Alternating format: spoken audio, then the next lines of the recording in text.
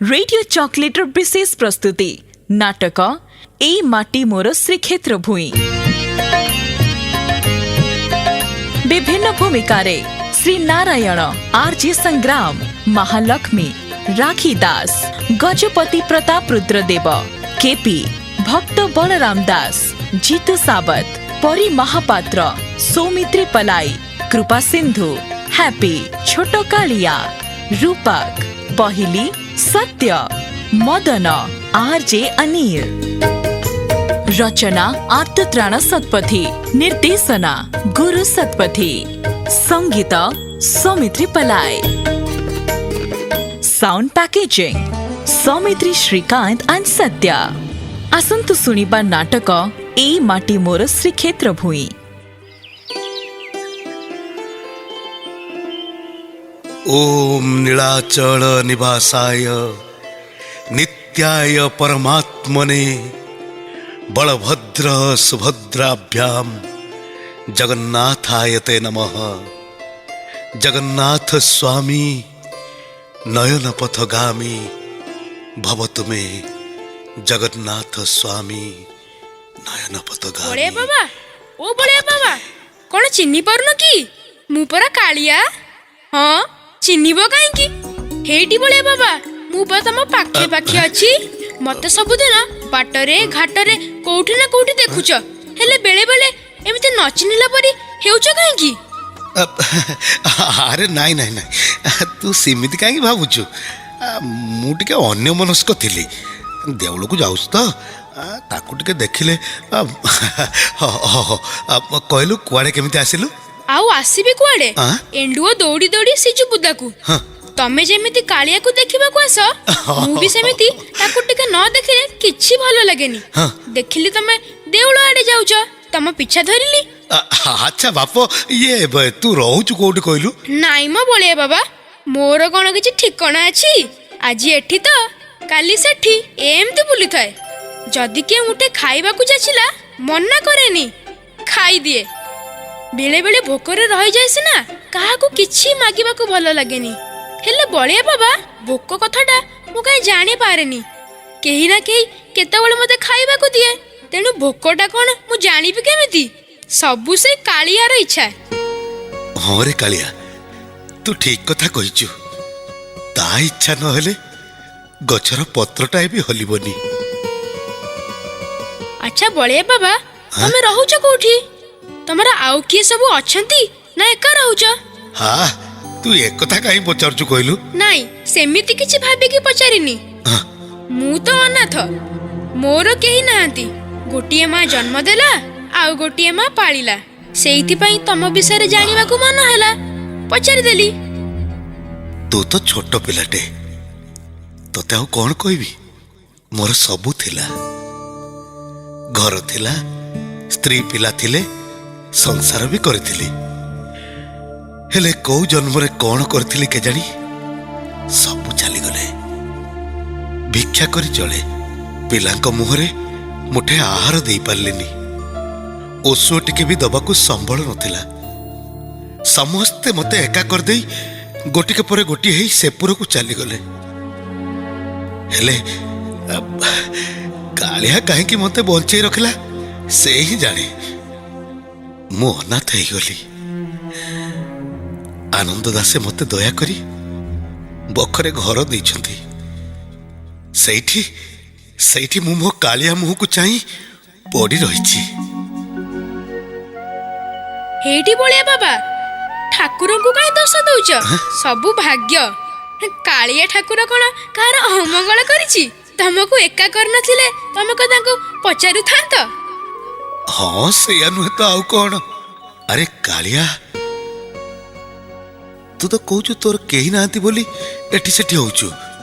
मो मठ को चली आसुनु, मो पाखर रहिबु, ठाकुर को पाखरे भजन गाइबु, दिन कटि जीवो।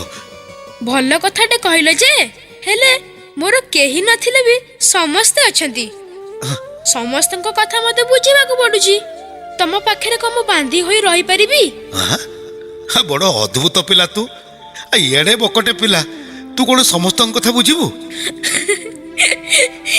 हेटी बाबा, तमे मो कथा बुझी पारिबनी। ପାଗଳ ପିଲାଟେ ମୁଁ ଆଁ? କୋଉ କୋଉ କଣ କହିଦଉଛି ନିଜେ ଜାଣିପାରୁନି। ହଉ ତମେ ଦର୍ଶନକୁ ଯାଅ, ମୋର ଟିକେ କାମ ଅଛି। ମୁଁ ତମକୁ ପରେ ଭେଟିବି ଯେ, ଆସୁଛି।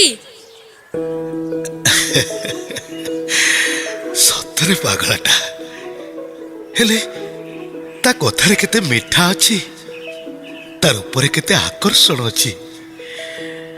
ପ୍ରଭୁ ଜଗନ୍ନାଥ ତାକୁ ଭଲରେ ରଖିଥାନ୍ତୁ।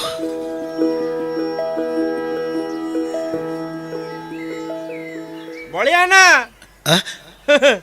ଏ ସଞ୍ଜ ବେଳାଟାରେ ଆରେ ଯାଉଛି ତାକୁ ଟିକେ ଦେଖି ଦୀପଦ ଦୁଃଖ କଥା ଜଣେଇବାକୁ। ଦୁଃଖ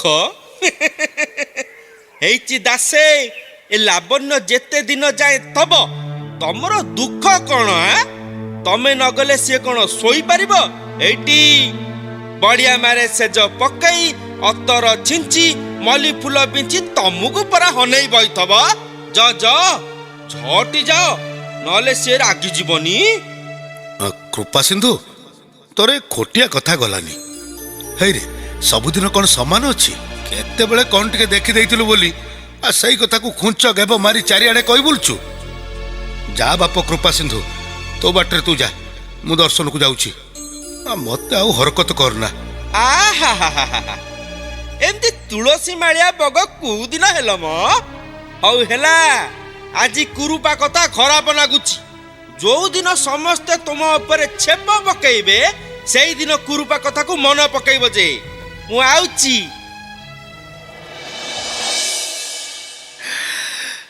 ସବୁ ସେଇ କାଳିଆର ଇଚ୍ଛା। କାହାକୁ କେତେବେଳେ କୋଉଠି ନେଇ ରଖିବ ସେ ହିଁ ଜାଣେ। ଆମେ ତ ନିମିତ୍ତ ମାତ୍ର। ଜୟ ଜଗନ୍ନାଥ, ଜୟ ଜଗନ୍ନାଥ, ଜୟ ଜଗନ୍ନାଥ।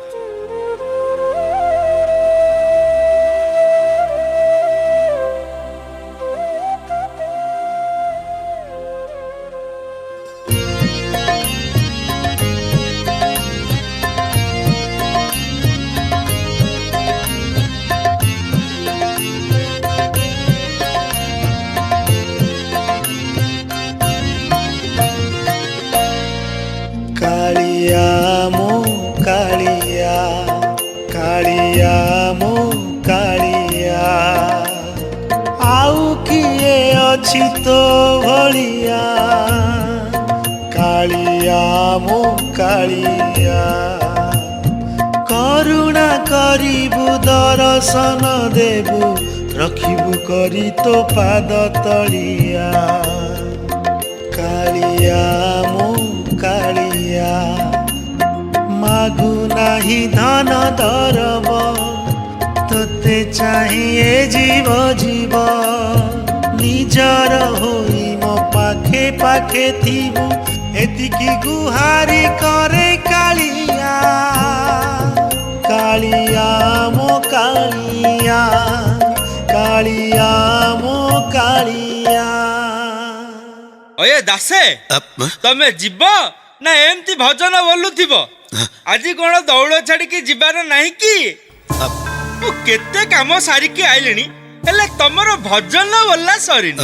ମାର ଯେ ରଜା ସିନା ଅନୁମତି ଦେଇଛନ୍ତି ଗମ୍ଭୀରା ଭିତରେ ଭଜନ ଗାଇବାକୁ, ହେଲେ ଏତେ ସମୟ ରହିଲେ ନୀତି ବଢିବ କେମିତି? ଦୌଡ଼ ସଦ ହବ, ଭିତର ଗାଇଣୀ ଆସି ମହାପ୍ରଭୁଙ୍କୁ ଜୟ ଦେବ ଶୁଣେଇବ। ଠାକୁର ପଉଡ ଯିବେ, ମୁଦୁଲି ଆସି ଦୌଡ଼କୁ ଯଉ ମୁଦ କରିବେ। ଆଏ ତମେ ଜାଗା ଛାଡ, ତମ ସକାଶେ କଣ ଠାକୁରଙ୍କ ନୀତି ବନ୍ଦ ହେଇଯିବ? ତମର ରାତି ଅନିଦ୍ରା ଅଭ୍ୟାସ ଅଛି ତ, ତମେ ଜାଗା ଛାଡିବ କୋଉଠୁ? ମୁଦୁଲି ଆସିଲେ ମୁଁ ଚାଲିଯିବି। ଆଏ ଡେରି କରନି, କାମ ଛିଡ଼ିଲେ ମୁଁ ଚାଲିଯିବି। ମୁଁ ଟିକେ ଛାଡିକି ଆଉଚି। ହେ ହଟିଆ ଠାକୁର, ତମେ ତମ ମନ କଥା ଜାଣିଛ। କାହିଁକି ମତେ ବଞ୍ଚେଇ ରଖି ଏତେ ହନ୍ତସନ୍ତ କରୁଛ? ମୁଁ ଅତୀତକୁ ଯେତିକି ଭୁଲିବାକୁ ଚେଷ୍ଟା କରୁଛି, ତମେ ପୁଣି ତାକୁ କାହିଁକି ମୋ ଆଗକୁ ଟାଣି ଆଣୁଛ ପ୍ରଭୁ? ଜୀବନର ସବୁ ରଙ୍ଗ ତ ହରି ନେଇଛ, ଆଉ କିଛି ନବାର ନାହିଁ। ତଥାପି ଯଦି ମତେ ବଞ୍ଚେଇ ରଖିଛ, ଯୋଉ ସାନ୍ନିଧ୍ୟ ଟିକକ ମୁଁ ଚାହୁଁଛି, ମତେ ସେଥିରୁ ବଞ୍ଚିତ କରନି ପ୍ରଭୁ। ବିଭିନ୍ନ ଯୁଗରେ ତ ବିଭିନ୍ନ ଭକ୍ତର ଡାକ ଶୁଣିଛ। ହେଲେ ହେଲେ ମୁଁ କି ଅପରାଧ କରିଛି? ମୁଁ ଟିକେ ଶାନ୍ତି ଚାହେଁ ପ୍ରଭୁ, ମୁକ୍ତି ଚାହେଁ। ମତେ ମତେ ଏ ଭବ ଯନ୍ତ୍ରଣାରୁ ମୁକ୍ତି ଦିଅ ପ୍ରଭୁ, ମୁକ୍ତି ଦିଅ, ମୁକ୍ତି ଦିଅ।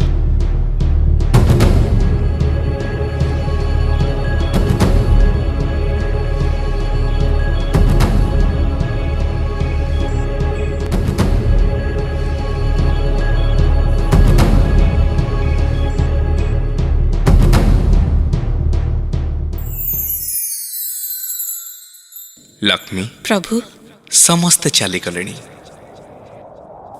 ଦେବଦେବୀ ମାନେ ଦର୍ଶନ ସାରି ବାହୁଡ଼ିଲେଣି। ନିଶବ୍ଦ ପରିବେଶ। ଆସ, ପହୁଡ଼ ଯିବା ପୂର୍ବରୁ କିଛି ସମୟ ଆଳାପ କରିବା। ଆଜି କ'ଣ ଆଳାପ କରିବାକୁ ଆପଣଙ୍କୁ ସମୟ ମିଳିଲା? ପ୍ରଭୁଙ୍କ ଆଖିରେ ଆଜି କ'ଣ ନିଦ ନାହିଁ କି? ହଁ, ନିଦ ହବ ବା କେମିତି? ଛଳିଆ ଠାକୁର ତ ଦିନସାରା ଅନ୍ୟମାନଙ୍କ କଥା ବୁଝି ବୁଝି ଏତେବେଳେ ଲକ୍ଷ୍ମୀ କଥା ମନେ ପଡ଼ିଲା। ତମେ ସେମିତି ଅଭିମାନ କଲେ ଚଳିବ? ଦୁନିଆ ଯାକର ସମସ୍ୟା ବୁଝିବାକୁ ନା ତମକୁ ସମୟ ଅଛି ନା ମତେ। ଆଜି ଯେତେବେଳେ ସେ ସୁଯୋଗ ଆସିଛି, ତାକୁ ହାତ ଛଡ଼ା ନ କରି ଆସ ନା, ଏକାନ୍ତରେ ବସି କିଛି ସମୟ ମନର କଥା ବାଣ୍ଟିବା। ପ୍ରଭୁ, ମୋ ମନରେ ଗୋଟେ ପ୍ରଶ୍ନ ଉଠୁଛି। ଚନ୍ଦନ ଲାଗି ଦେବଦାସୀର ମଧୁର ସଙ୍ଗୀତ, ସେବାକାରୀମାନଙ୍କର ନିଷ୍ଠାପର ସେବାରେ ପ୍ରଭୁଙ୍କ ଆଖିକି ନିଦ ଆସୁନି ଯେ ଆଳାପ କରିବାକୁ ମୋତେ ଡାକୁଛନ୍ତି? ଏହା ପଛରେ ଛଳନାମୟଙ୍କର କିଛି ଛଳନା ନାହିଁ ତ? ତମେ ଏମିତି କଥା ଭାବି ପାରୁଛ ଲକ୍ଷ୍ମୀ? ତମେ ପରା ମୋର ସହଧର୍ମିଣୀ, ସହକର୍ମିଣୀ, ସହଗାମିନୀ। ତମ ସହିତ ମୁଁ ପୁଣି ଛଳନା କରୁଛି? ନା ଲକ୍ଷ୍ମୀ, ଏଇ ରାତିଟି ଆମ ପାଇଁ ମଧୁରାତି। ମାଜଣା ମଣ୍ଡପ ଆମକୁ ଅପେକ୍ଷା କରିଛି। ତାର ଇଚ୍ଛାକୁ ସାର୍ଥକ କରିବା। ଚାଲ ନା, ଏକାନ୍ତରେ କେଇ ପଦ କଥା ହେଇ ନିଜକୁ ପରସ୍ପର ଭିତରେ ହଜେଇ ଦେବା। ହେଲେ ପ୍ରଭୁ, ସେ ସମୟ ଭିତରେ ଯଦି ଆପଣଙ୍କୁ କିଏ ସ୍ମରଣ କରେ, ଆପଣ ମୋତେ ଛାଡ଼ି ଚାଲିଯିବେନି ତ? ନା ଲକ୍ଷ୍ମୀ, ସେମିତି କିଛି ବି ଘଟିବନି। ତା ଛଡ଼ା ତମେ ଦେଖିବ, ଠିକ୍ ସେଇ ମୁହୂର୍ତ୍ତଟା ଆମ ପାଇଁ ସ୍ମରଣୀୟ ହେଇ ରହିଯିବ।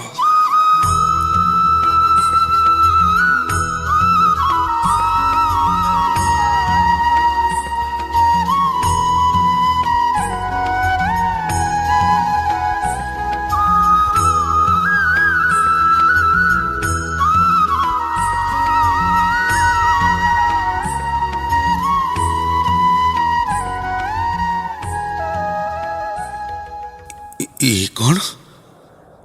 ଚାରିଆଡ଼େ ସୁନସାନ, ଦକ୍ଷିଣ ଦ୍ୱାର ଖୋଲା। ପ୍ରଭୁ କ'ଣ ଏଯାଏ ପହୁଡ଼ ଯାଇନାହାନ୍ତି? ଚନ୍ଦନ ତୁଳସୀର ବାସ ଚଉଟୁଛି, ନୂପୁର ଶବ୍ଦ ଶୁଭୁଛି। କ'ଣ ହେଇଛି? ହେଲେ ହେଲେ ମୁଁ ଏଠି କେମିତି? ଏ କ'ଣ ସ୍ୱପ୍ନ ନା ସତ୍ୟ? କିଏ କିଏ ତୁ? ଏଇଠି ଏତେବେଳେ କ'ଣ କରୁଛୁ? ମୁଁ ବଳରାମ ମା, ତୋ ବଳିଆ। ଦେଖିଲେ ଦେଖିଲେ ପ୍ରଭୁ, ମା ହେଇ ପୁଅକୁ ଚିହ୍ନି ପାରୁନି, ଆଉ କାହାକୁ ଚିହ୍ନିବ କହିଲେ? କାହା ଦୁଃଖ ସେ ବୁଝିବ?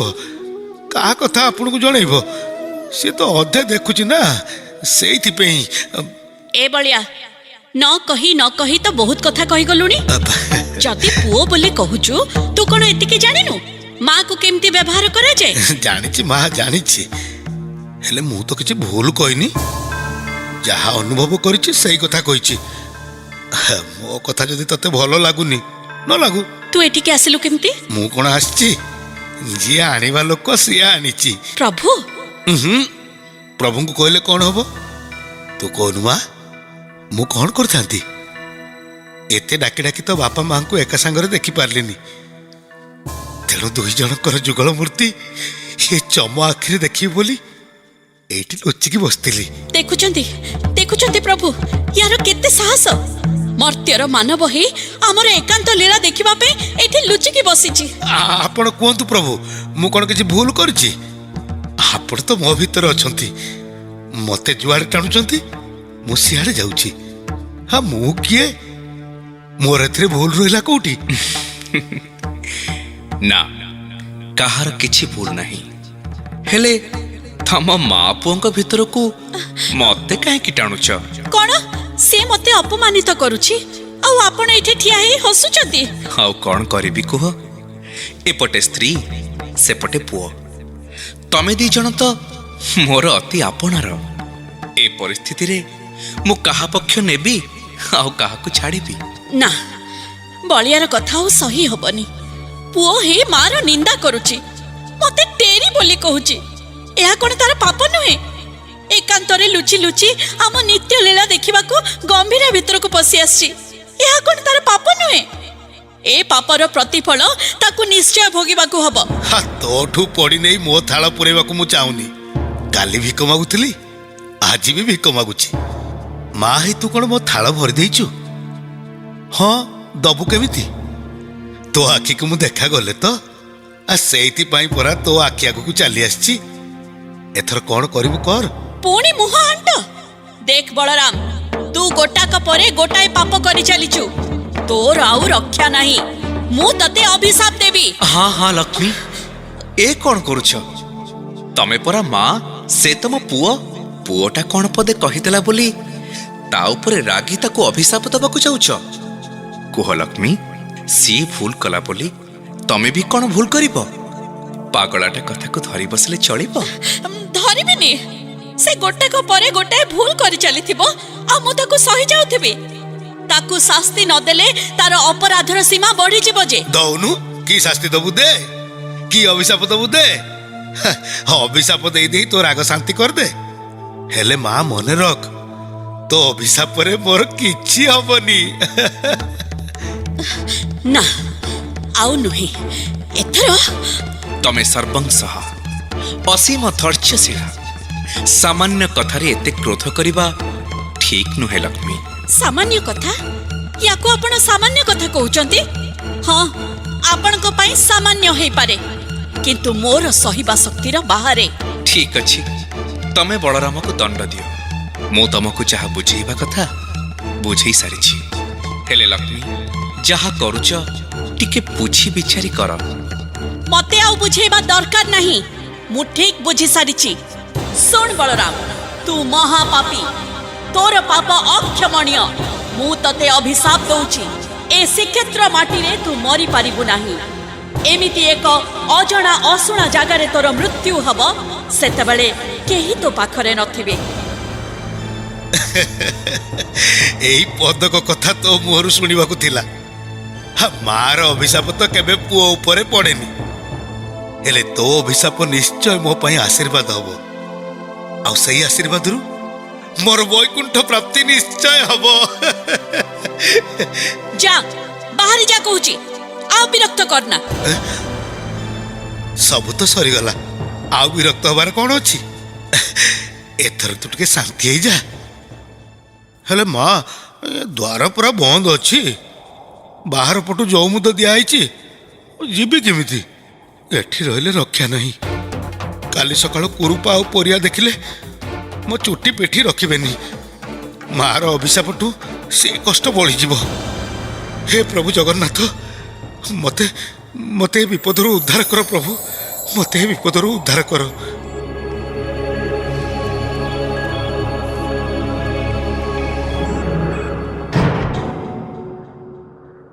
ଯା ବଳରାମ, ଦ୍ୱାର ଖୋଲା ଅଛି।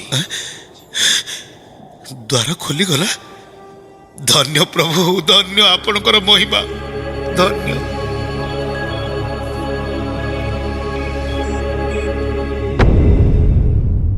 ବଳିଆ ତ ଚାଲିଗଲା। ଏଥର କ୍ରୋଧ ଶାନ୍ତ କରି ବିଶ୍ରାମ କରିବ ଚାଲ।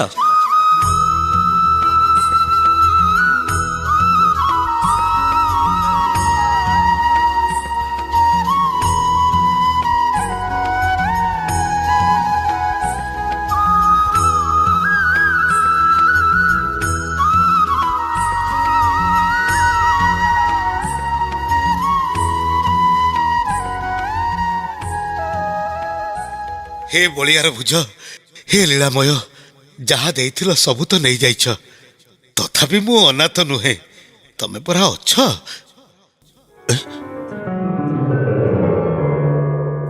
ଇ କଣ ଦେଉଳ ଖୋଲା ହେଇଛି ଅଥଚ ଭିତର ଶୋଧ ହେଇନି କି ଅବକାଶ ନୀତି ବଢିନି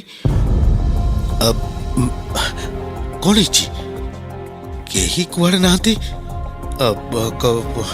କଣ କିଛି ବିଭ୍ରାଟ ହେଇଛି କି କଣ ହେଇଛି କିଛି ଜାଣିପାରୁନ ଅଜଣା ଚାଉଳର ଭାତ ଖାଉଛ ତ କଣ ହେଇଛି ମହାପାତ୍ରେ ଏଯାଏଁ ଅବକାଶ ହେଇନି ହବ କେମିତି ତମେ ଯୋଉ କୀର୍ତ୍ତି କରିଛ ନା କଣ କହୁଛ ତମେ ମୁଁ କଣ କରିଛି ନା ତମେ କିଛି କରିନ ମାର୍ଜେ ମନକୁ ଅବକାଶ ବନ୍ଦ ହେଇଛି ଆଉ ତମେ କଣ ସବୁ କହୁଛ ମୁଁ କିଛି ବୁଝିପାରୁନି କିଛି ବୁଝିପାରୁନ ହେଇଟି ଦାସେ ତମେ କାଲି ଗମ୍ଭୀରା ଭିତରେ ବସି ଭଜନ ଗାଉଥିଲ ଟି ହଁ ସିଆରି ଆସି ବଡ ସିଆର କଲେଟି ହଁ ହଁ ଭିତର ଗାୟଣୀ ଆସି ଜୟଦେବ ଗାଇଲା ହଁ ହଁ ସବୁ ତ ହଁ ମାକେ ତମେ ଥିଲ କୋଉଠି ଯେ ସବୁ ଦେଖି ପକେଇଲ ନାଇଁ ମୁଁ ହଁ ମୋ ଥିବା ନଥିବାରେ କିଛି ଯାଏ ଆସେ ନାହିଁ ସବୁଦିନ ତ ଏଇଆ ହୁଏ କାଲି ବି ହେଇଥିବ ବୁଝିଲ ଦାସେ ମାର୍ଜେ ବଡ ଜାଣି ତୀର୍ଥ ତମେ କାଲି ମୁଦିଲି ଆସି ଯଉ ମୁଦ କଲା ବେଳେ ତମେ ଭିତରେ ନଥିଲ ଆଇ ନଥିଲ ତମେ ହଁ ମୁଁ ଥିଲି ହେଲେ ତମେ ଦେଉଳ ଶୋଧ କଲା ବେଳେ ମତେ ଦେଖିପାରିଲନି କେମିତି ଗୁରୁପ୍ପା ଛାଡ ସେ କଥା ଆଚ୍ଛା କହିଲ ଦାସେ ଏ ଦୋଷଣାଟା କାହାର ଏଇଟା ତ ମୋର ହେଲେ ଏଇଟା ହଁ ଏଇଟା ଆଜି ସକାଳେ ଦଉଳ ଦୁଆର ଖୋଲିଲା ବେଳକୁ ଏଇଟା ରତନ ପଲଙ୍କ ପାଖରେ ପଡିଥିଲା ଏଥର କୁହ ଏଇଟା ସେଠିକି ଅଇଲା କେମିତି ଆଏ ପରିୟନ୍ନା ସିଏ କଣ କହିବ ମ ଧର ଏଇଟାକୁ ଆଜି ତା ଭକତ ପଣିଆ ଛଡେଇ ଦବା ଚାଲ ଯାଇପ କୋଟା ପଡେ ତ ଜଗନ୍ନାଥଙ୍କର এইটি দাসে ভক্তি ভক্তি চোরর লক্ষণ তমে যে কীর্তি করিছ দাণ্ডরে পড়ি হাটরে গড় গড়াইলানি নিজক তরফରୁ রাজাঙ্গ পাখরে অভিযোগ হয়েছে এ যে অবকাশ হয়নি দৌড় মারা হয়েছি মহাস্নান হব তেবে যাই নীতি বড়িব তম মনরে কোন এয়া থেলা ঠাকুরଙ୍କୁ এমিতি কলবল কল আয় পৰিয়ন্না হ্যাঁ এইটা কেমিতি গেলেই পচারছ কোন ম এইটা মহাপাপিটে রাতিরে কোউটি যাই নারে নারে হব দিনের ভগতি দেখাইব এইটাকে ভাল গতি নাই বেইপকু যোড়ে উত্তম মাধ্যম দেই দেলে ছাবাড় ହେଇଯିବ या जोगु यात्री माने कलबल महाप्रभु नीति बोल याकु छाड़ीबा रुआ ताकू दीटा मारदेले कोन सब ओडुआ तुटी जिवो रोजांको कानकू जतेबेले कथाटा गलानी ता कथा रोजा बुझिबे କଣ ହେଇଛି ତମେ ସବୁ ବାବାଙ୍କୁ ଘେରି ଏମିତି ପାଟିତୁଣ୍ଡ କରୁଛ କାହିଁକି କଣ ହେଇଛି ବଳିଆ ବାବା କଣ ହେଇଛି ବଳିଆ ବାବା କଜଳ ପତିଆ ଭଦ୍ର ଲୋକ ପଳେଇ ଆଇଲା ସବୁ ବୁଝି ପକାଇ ଓଲଟେଇ ଦବ ଏ କାଳିଆ ତୁ ପିଲା ଲୋକ ଏସବୁ କଥାରେ ମୁଣ୍ଡ ନ ପୁରେଇ ଯା ତ ଧନ୍ଦା ପତ୍ର ଦେଖେ ବଳିଆ ବାବା ଗମ୍ଭୀରା ଭିତରେ ରତନ ବେଦୀରେ ଯିଏ ବସିଛି ସବୁ ତାରି ଇଚ୍ଛାରେ କାଳିଆ ମୁଁ ତ ଛାର ମଣିଷଟେ ତା ଲୀଳା ମୁଁ ବୁଝିବି କେମିତି ଯଦି ତାର ମାରିବାକୁ ଥିବ ମାରିବ ତାରିବାକୁ ଥିଲେ ତାରିବ ମୋର ତ ସବୁ ନେଇସାରିଛି ମିଛଟାରେ ମତେ ରଖି ଏତେ ଅପବାଦ ଶୁଣଉଛି କାହିଁକି ସେ ହିଁ ଜାଣେ ଦାସେ ତମେ ପରା କେତେ ପୁରାଣ ପଢିଛ ତମେ କଣ ଜାଣିନ ନିଜ ଅର୍ଜିଲା କର୍ମମାନ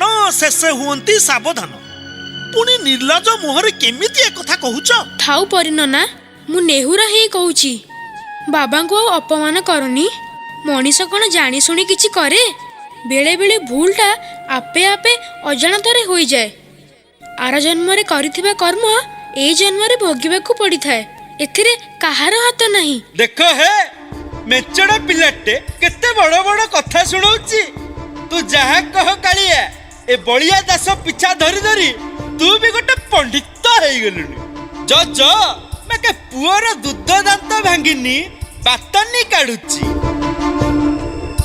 କୁଆଡେ ଗଲେ ବଳରାମ ଦାସେ ହେଇଛି ଦାସେ ରୋଜାଙ୍କ ହକରା ଆସିଗଲା ଏଥର ସମ୍ଭାଳ ଆସ ବଳରାମ ଦାସେ ମଣିମା ତମକୁ ଡକାଇଛନ୍ତି କାଲି ତମେ ଯାହା କରିଛ ତାର ବିଚାର ହବ ହଁ କୃପା ସିନ୍ଧୁ ପରି ମହାପାତ୍ରେ ତମେ ଦି ଜଣ ଏସବୁ ଘଟଣାର ସାକ୍ଷୀ ତମ ମୁହଁରୁ ସବୁ ଶୁଣିଲା ପରେ ଛାମୁ ଯାହା ବିଚାର କରିବେ ବୋଲି ଆଜ୍ଞା ଦେଇଛନ୍ତି। ହଉ ଚାଲ ଆ ଗୁରୁପା। ହଉ ଚାଲ ଚାଲ। କରି କରାଉ ଥାଏ ମୁହିଁ ମୋ ବିନୁ ଆନ ଗତି ନାହିଁ। ତୁମ ଲକ୍ଷ୍ୟ ପୂରଣ ହେବା ବେଳ ପାଖେଇ ଆସୁଛି ବଳରାମ। ଜଗନ୍ନାଥ ତୁମର ସାହା ହୁଅନ୍ତୁ। ସବୁ ଘଟେ ଥାଇ ସବୁ କରୁଥାଇ ତା ମାୟା ବୁଝିବ କିଏ? ଭକତ ଭାବରେ ବନ୍ଧା ଜଗନ୍ନାଥ ଭକତ ପାଖରେ ଥାଏ।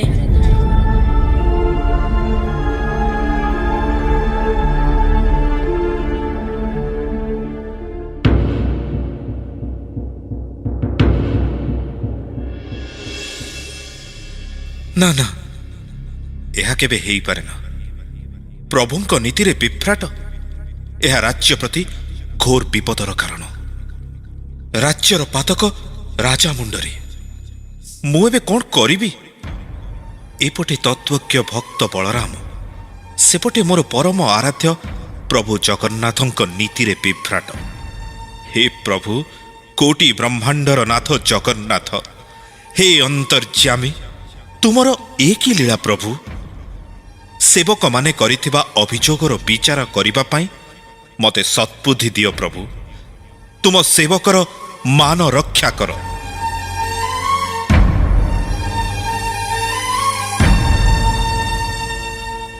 ଗଜପତିଙ୍କର ଜୟ ହେଉ।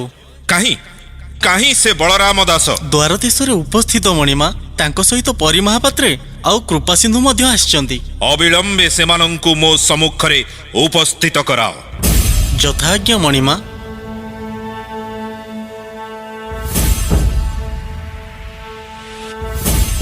ପରି ମହାପାତ୍ରେ, ମୁଁ ଶୁଣିଲି ପ୍ରଭୁଙ୍କର ଅବକାଶ ନୀତି ମଙ୍ଗଳ ଆଳତି ଏଯାଏଁ ହେଇନି। ମଣିମା, କ'ଣ ମଣିମା, ଏଯାଏଁ ନୀତି ହେଇନି କାହିଁକି? ଦୌଳ ମାରା ହେଇଛି ଛାମୁ। ମହାପୁରୁଙ୍କ ମହାସ୍ନାନ ହେଲା ପରେ ନୀତି ହବ।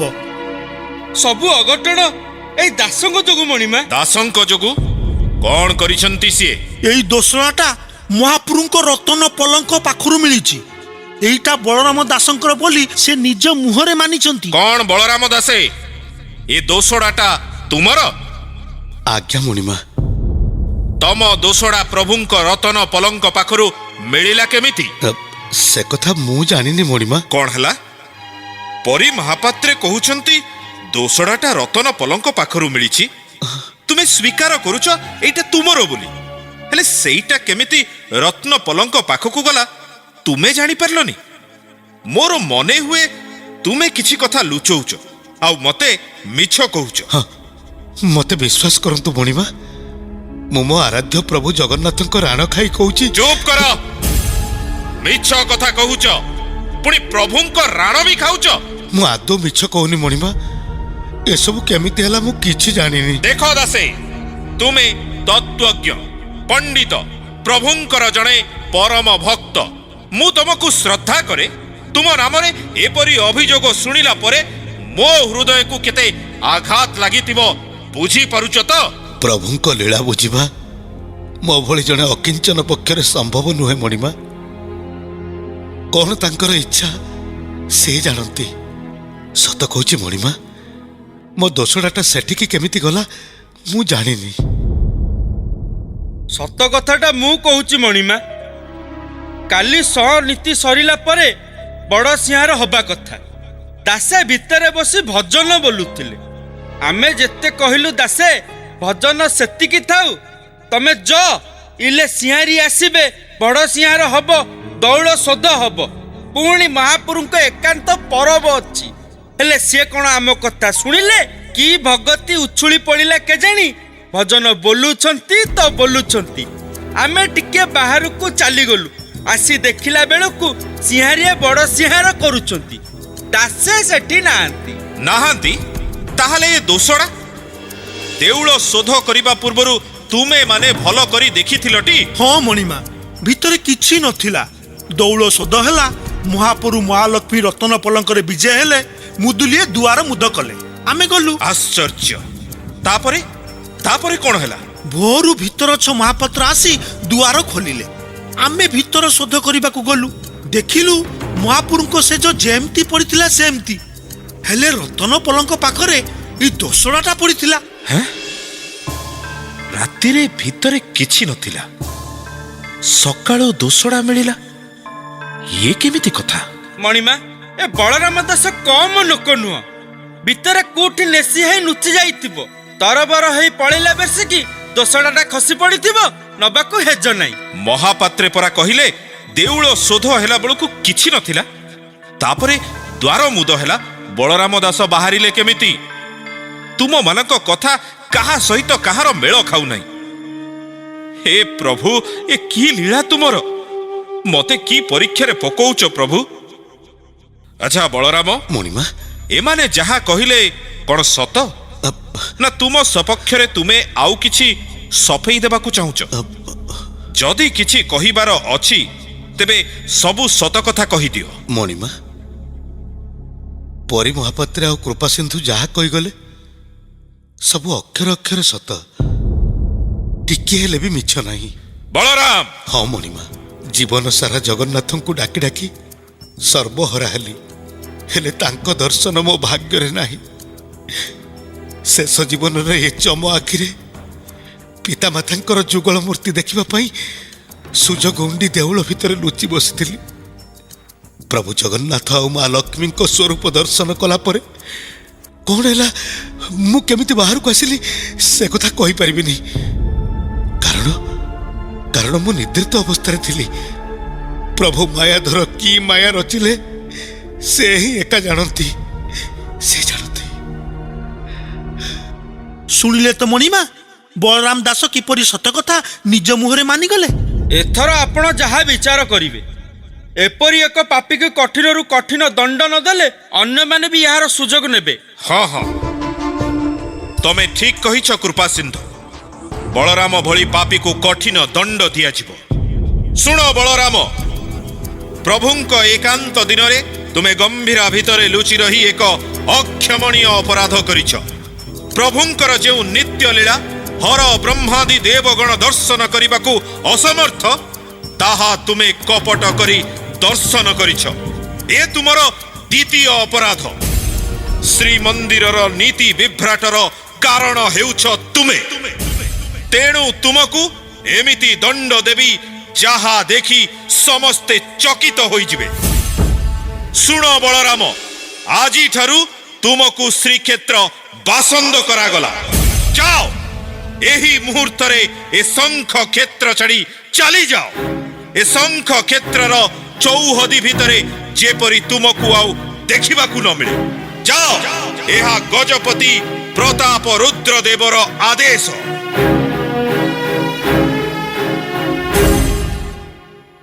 ଆପଣଙ୍କ ଆଦେଶ ଶିରୋଧାର୍ଯ୍ୟ ମଣିମା। କଣ ଦାସେ ଏଥର ହେଲା ତ କଲା କର୍ମର ଫଳ ପାଇଲ ତି ଆ କୃପା ଯିବା ଦୌଳରେ ପ୍ରଭୁଙ୍କର ନୀତିକାନ୍ତି ବିଳମ୍ବ ହେଲାଣି। ଯାତ୍ରୀ ଗୁରା ଡହଳ ବିକଳ ହେଉଥିବେ। ହଉ ଚାଲ ଏଇଠି ଦାସେ ଆମେ ଆଉଛୁ ଆମ କଥାକୁ ଟିକେ ମନେ ରଖିଥିବ। ସବୁ ସେଇ କାଳିଆର ଇଚ୍ଛା।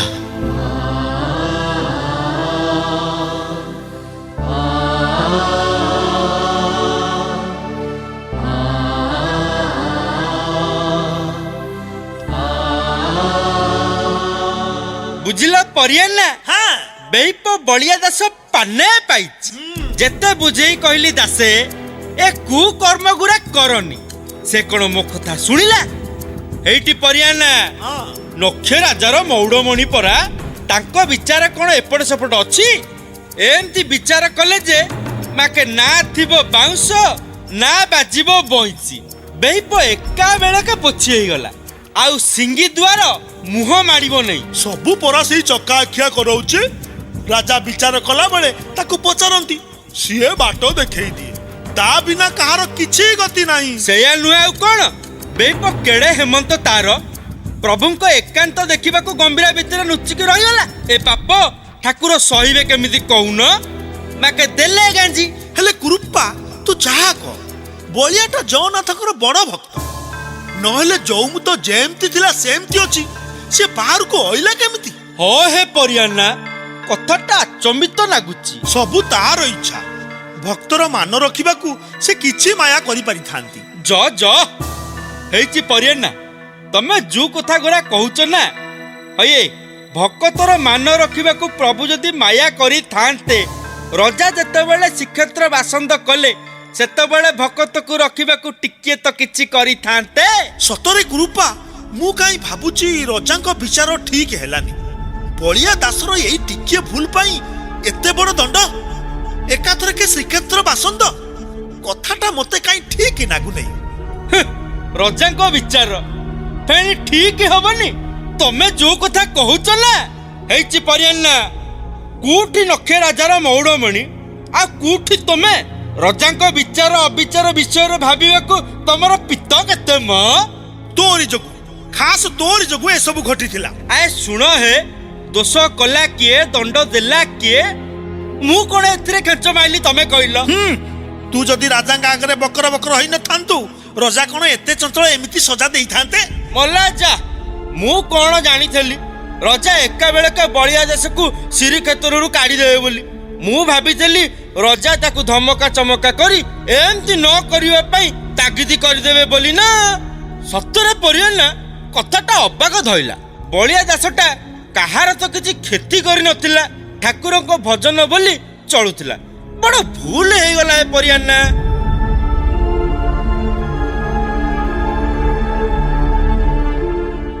ହଇ ହେ ପରିୟନା, କୁରୁପାନା, ବାବାଙ୍କୁ ଦେଖିଛ କି? ମୁଁ ଚାରିଆଡେ ବୁଲି ବୁଲି ଥକି ଗଲିଣି, କୋଉଠି ହେଲେ ପାଉନି। ଆଉ ତୁ ବଳିଆ ବାବାଙ୍କୁ ପାଇବୁନି ରେ କାଳିଆ। ବୁଲି ବୁଲି ତ ପାଦ ଦିଟା ଫୁଲିଯିବ ସିନା, ତ ବାବାଙ୍କୁ ତୁ ଆଉ ପାଇପାରିବୁନି। ତମେ ଏମିତି କଣ କହୁଛ ପରିୟନା? କଣ ହେଇଛି ବାବାଙ୍କର? କୁହ କୁହ ପରିୟନା, ଖୋଲିକି କୁହ, କଣ ହେଇଛି ତାଙ୍କର? ଏ କୁରୁପାନା, କୁହ କଣ ହେଇଛି? ରଜା ତାଙ୍କୁ ସଜା ଦେଇଛନ୍ତି, ସେ ଶ୍ରୀକ୍ଷେତ୍ର ଛାଡି ଚାଲିଯିବେ, ଆଉ ନେଉଟିକି ଆସିବେନି। ନା, ବଳିଆ ବାବା ଚାଲିଗଲେ ମୁଁ କଣ କରିବି? ଅନାଥ ପିଲାଟେ ମୁଁ, ତାଙ୍କୁ ଆଶ୍ରା କରି ଚଳୁଥିଲି। ତାଙ୍କ ମୁହଁରୁ ପ୍ରଭୁଙ୍କ ଭଜନ ଶୁଣି, ତାଙ୍କ ସେବା କରି ମୁଁ ସବୁ ଦୁଃଖ ଭୁଲି ଯାଉଥିଲି। ତୁ କାନ୍ଦିଲେ କଣ ହବ କାଳିଆ? ରଜାଙ୍କ ଆଦେଶ ତ ସିଏ ଆଉ ଫେରେଇ ନେବେନି, ସବୁ ସେଇ ଠାକୁରଙ୍କ ଇଚ୍ଛା। ତୁ ବଳିଆ ବାବାଙ୍କୁ ଖୋଜୁଥିଲୁ ପରା, ହେଇଛି ଦେଖେ, ତୋ ମନ କଥା ଜାଣି ତୋ ବଳିଆ ବାବା ଇଆଡ଼ିକି ଆଉଛନ୍ତି। କଥାରେ ଅଛି ପରା, ଯାହାର ମନ ଯେଡ଼େ ତାହାର ପ୍ରଭୁ ତେଡ଼େ। ଆରେ ଆରେ, କଣ ହେଇଛି କାଳିଆ? ତୁ ଏମିତି କାନ୍ଦୁଛୁ କାହିଁକି? ତତେ କିଏ କଣ କହିଲା? ମତେ କାହିଁ କିଏ କହିବ ମ? ତମେ କୁଆଡେ ଯାଇଥିଲ ବଳିଆ ବାବା? ତମକୁ କେତେ ମୁଁ ଖୋଜିଲିଣି। ଯିବି କୁଆଡେ? କଣ ଟିକେ ଦୋଷ କରି ପକେଇଥିଲି ତ, ସେଇଥିପାଇଁ ଗଜପତି ମହାରାଜ ଡକେଇଥିଲେ। ବାବା, ଏ ପରିୟାନା ଆଉ କୁରୁପାନା କହୁଛନ୍ତି ରଜାକ ତମକୁ ଶ୍ରୀକ୍ଷେତ୍ରରୁ ତଡ଼ି ଦେଇଛନ୍ତି, ତମେ ଆଉ ଏଠିକି ଆସିବନି। ତୁ ଠିକ ଶୁଣିଛୁ କାଳିଆ, ସବୁଦିନ ଲାଗି ଏ ଶ୍ରୀକ୍ଷେତ୍ର ମୋ ପାଇଁ ମନା ହେଇଗଲା। ଗଜପତିଙ୍କ ବିଚାର ଠିକ ହେଲାନି ଦାସେ। ମୁଁ କଣ ଜାଣିଥିଲି ଏତେ ଟିକେ ଦୋଷ ପାଇଁ ରଜା ତମକୁ ଏତେ ବଡ ସଜା ଦେବେ ବୋଲି? ଆରେ କୁରୁପା, ଆମେ ଦାସଙ୍କୁ ଠିକ ଚିହ୍ନି ପାରିଲେନି। ସିଏ ତ କାହାର କିଛି କ୍ଷତି କରୁନଥିଲେ, ଜଗନ୍ନାଥଙ୍କର ନାମ ଗାଉଥିଲେ, ଭିକ୍ଷା କରୁଥିଲେ, ଚଳି ଯାଉଥିଲେ। ଏଡ଼େ ସୁନ୍ଦର ଭଜନ ଗାଉଥିଲେ ଯେ ଯିଏ ଶୁଣୁଥିଲା ଭାବ ବିହଳ ହେଇଯାଉଥିଲା। ଆଉ କଣ ଆଜିଠୁ ଦାସଙ୍କର ସେଇ ମିଠା ମିଠା ଭଜନ ଶୁଣିବାକୁ ମିଳିବ? ଆମର ଭୁଲ ହେଇଯାଇଛି ଦାସେ, ଆମକୁ କ୍ଷମା କରିଦିଅ। ନାହିଁ କୃପା ସିନ୍ଧୁ, ଏ ତମକୁ କ୍ଷମା କରିବାକୁ ମୁଁ କିଏ? ଯଦି ତମର କ୍ଷମା ମାଗିବାକୁ ଅଛି, ତେବେ ସେଇ କ୍ଷମା ସାଗର ପ୍ରଭୁ ଜଗନ୍ନାଥଙ୍କ ପାଖରେ କ୍ଷମା ମାଗ। ତା ଛଡ଼ା ତମେ ତ କିଛି ଭୁଲ କରିନ, ଯାହା ପ୍ରଭୁର ଇଚ୍ଛା ଥିଲା ସେଇଆ ହେଲା। ହଁ, ମା ଯେତେବେଳେ ମୋ ଉପରେ ରାଗିଛି, ସିଏ ତ ସେଇଆ କରିବ ନା। ଏଥିରେ ତମର ଦୋଷ ନାହିଁ କି ସେ ଗଜପତିଙ୍କର ବି ଦୋଷ ନାହିଁ, ସବୁ ମୋ କୃତକର୍ମର ଫଳ। ତମେ କହୁଛ ଯେ ଦାସେ, ହେଲେ ଆମ ମନ ବୁଝୁନି, ଜଗନ୍ନାଥଙ୍କୁ ଛାଡ଼ି ତମେ କଣ ରହିପାରିବ? ହେ ମା ପାତ୍ରେ, କିଏ କାହାକୁ ଛାଡୁଛି? ସିଏ କଣ ମତେ ଛାଡ଼ି ରହିପାରିବ? ଶ୍ରୀକ୍ଷେତ୍ର ମୋ ପାଇଁ ମନା ହେଲେ କଣ ହେଲା? ସିଏ ପରା ମୋ ହୃଦୟ ଭିତରେ ସବୁବେଳେ ଅଛି, ଆଉ ତାକୁ କିଏ ମୋଠୁ ଛଡେଇ ନେଇ ପାରିବ? ମୁଁ ଯୋଉଠି, ସିଏ ସେଇଠି। ବାବା, ତମେ ଏବେ କୁଆଡେ ଯିବ? ଆରେ, ଗୋଟେ ଭିକାରୀର କଣ କିଛି ଠିକଣା ଥାଏ? ଶ୍ରୀକ୍ଷେତ୍ର ସୀମା ପାରି ହବାକୁ ତ ପଡିବ। ଯାଉ ଯାଉ ଯୋଉଠି ଆଶ୍ରା ମିଳିବ, ସେଇଠି ବସି ପ୍ରଭୁଙ୍କ ଗୁଣ ଗାଇବି। ବାବା, ମୁଁ ତମ ସାଙ୍ଗରେ ଯିବି। ତମେ ଯେଉଁଠି ରହିବ ମୁଁ ସେଇଠି ରହିବି, ତମ ସେବା କରିବି।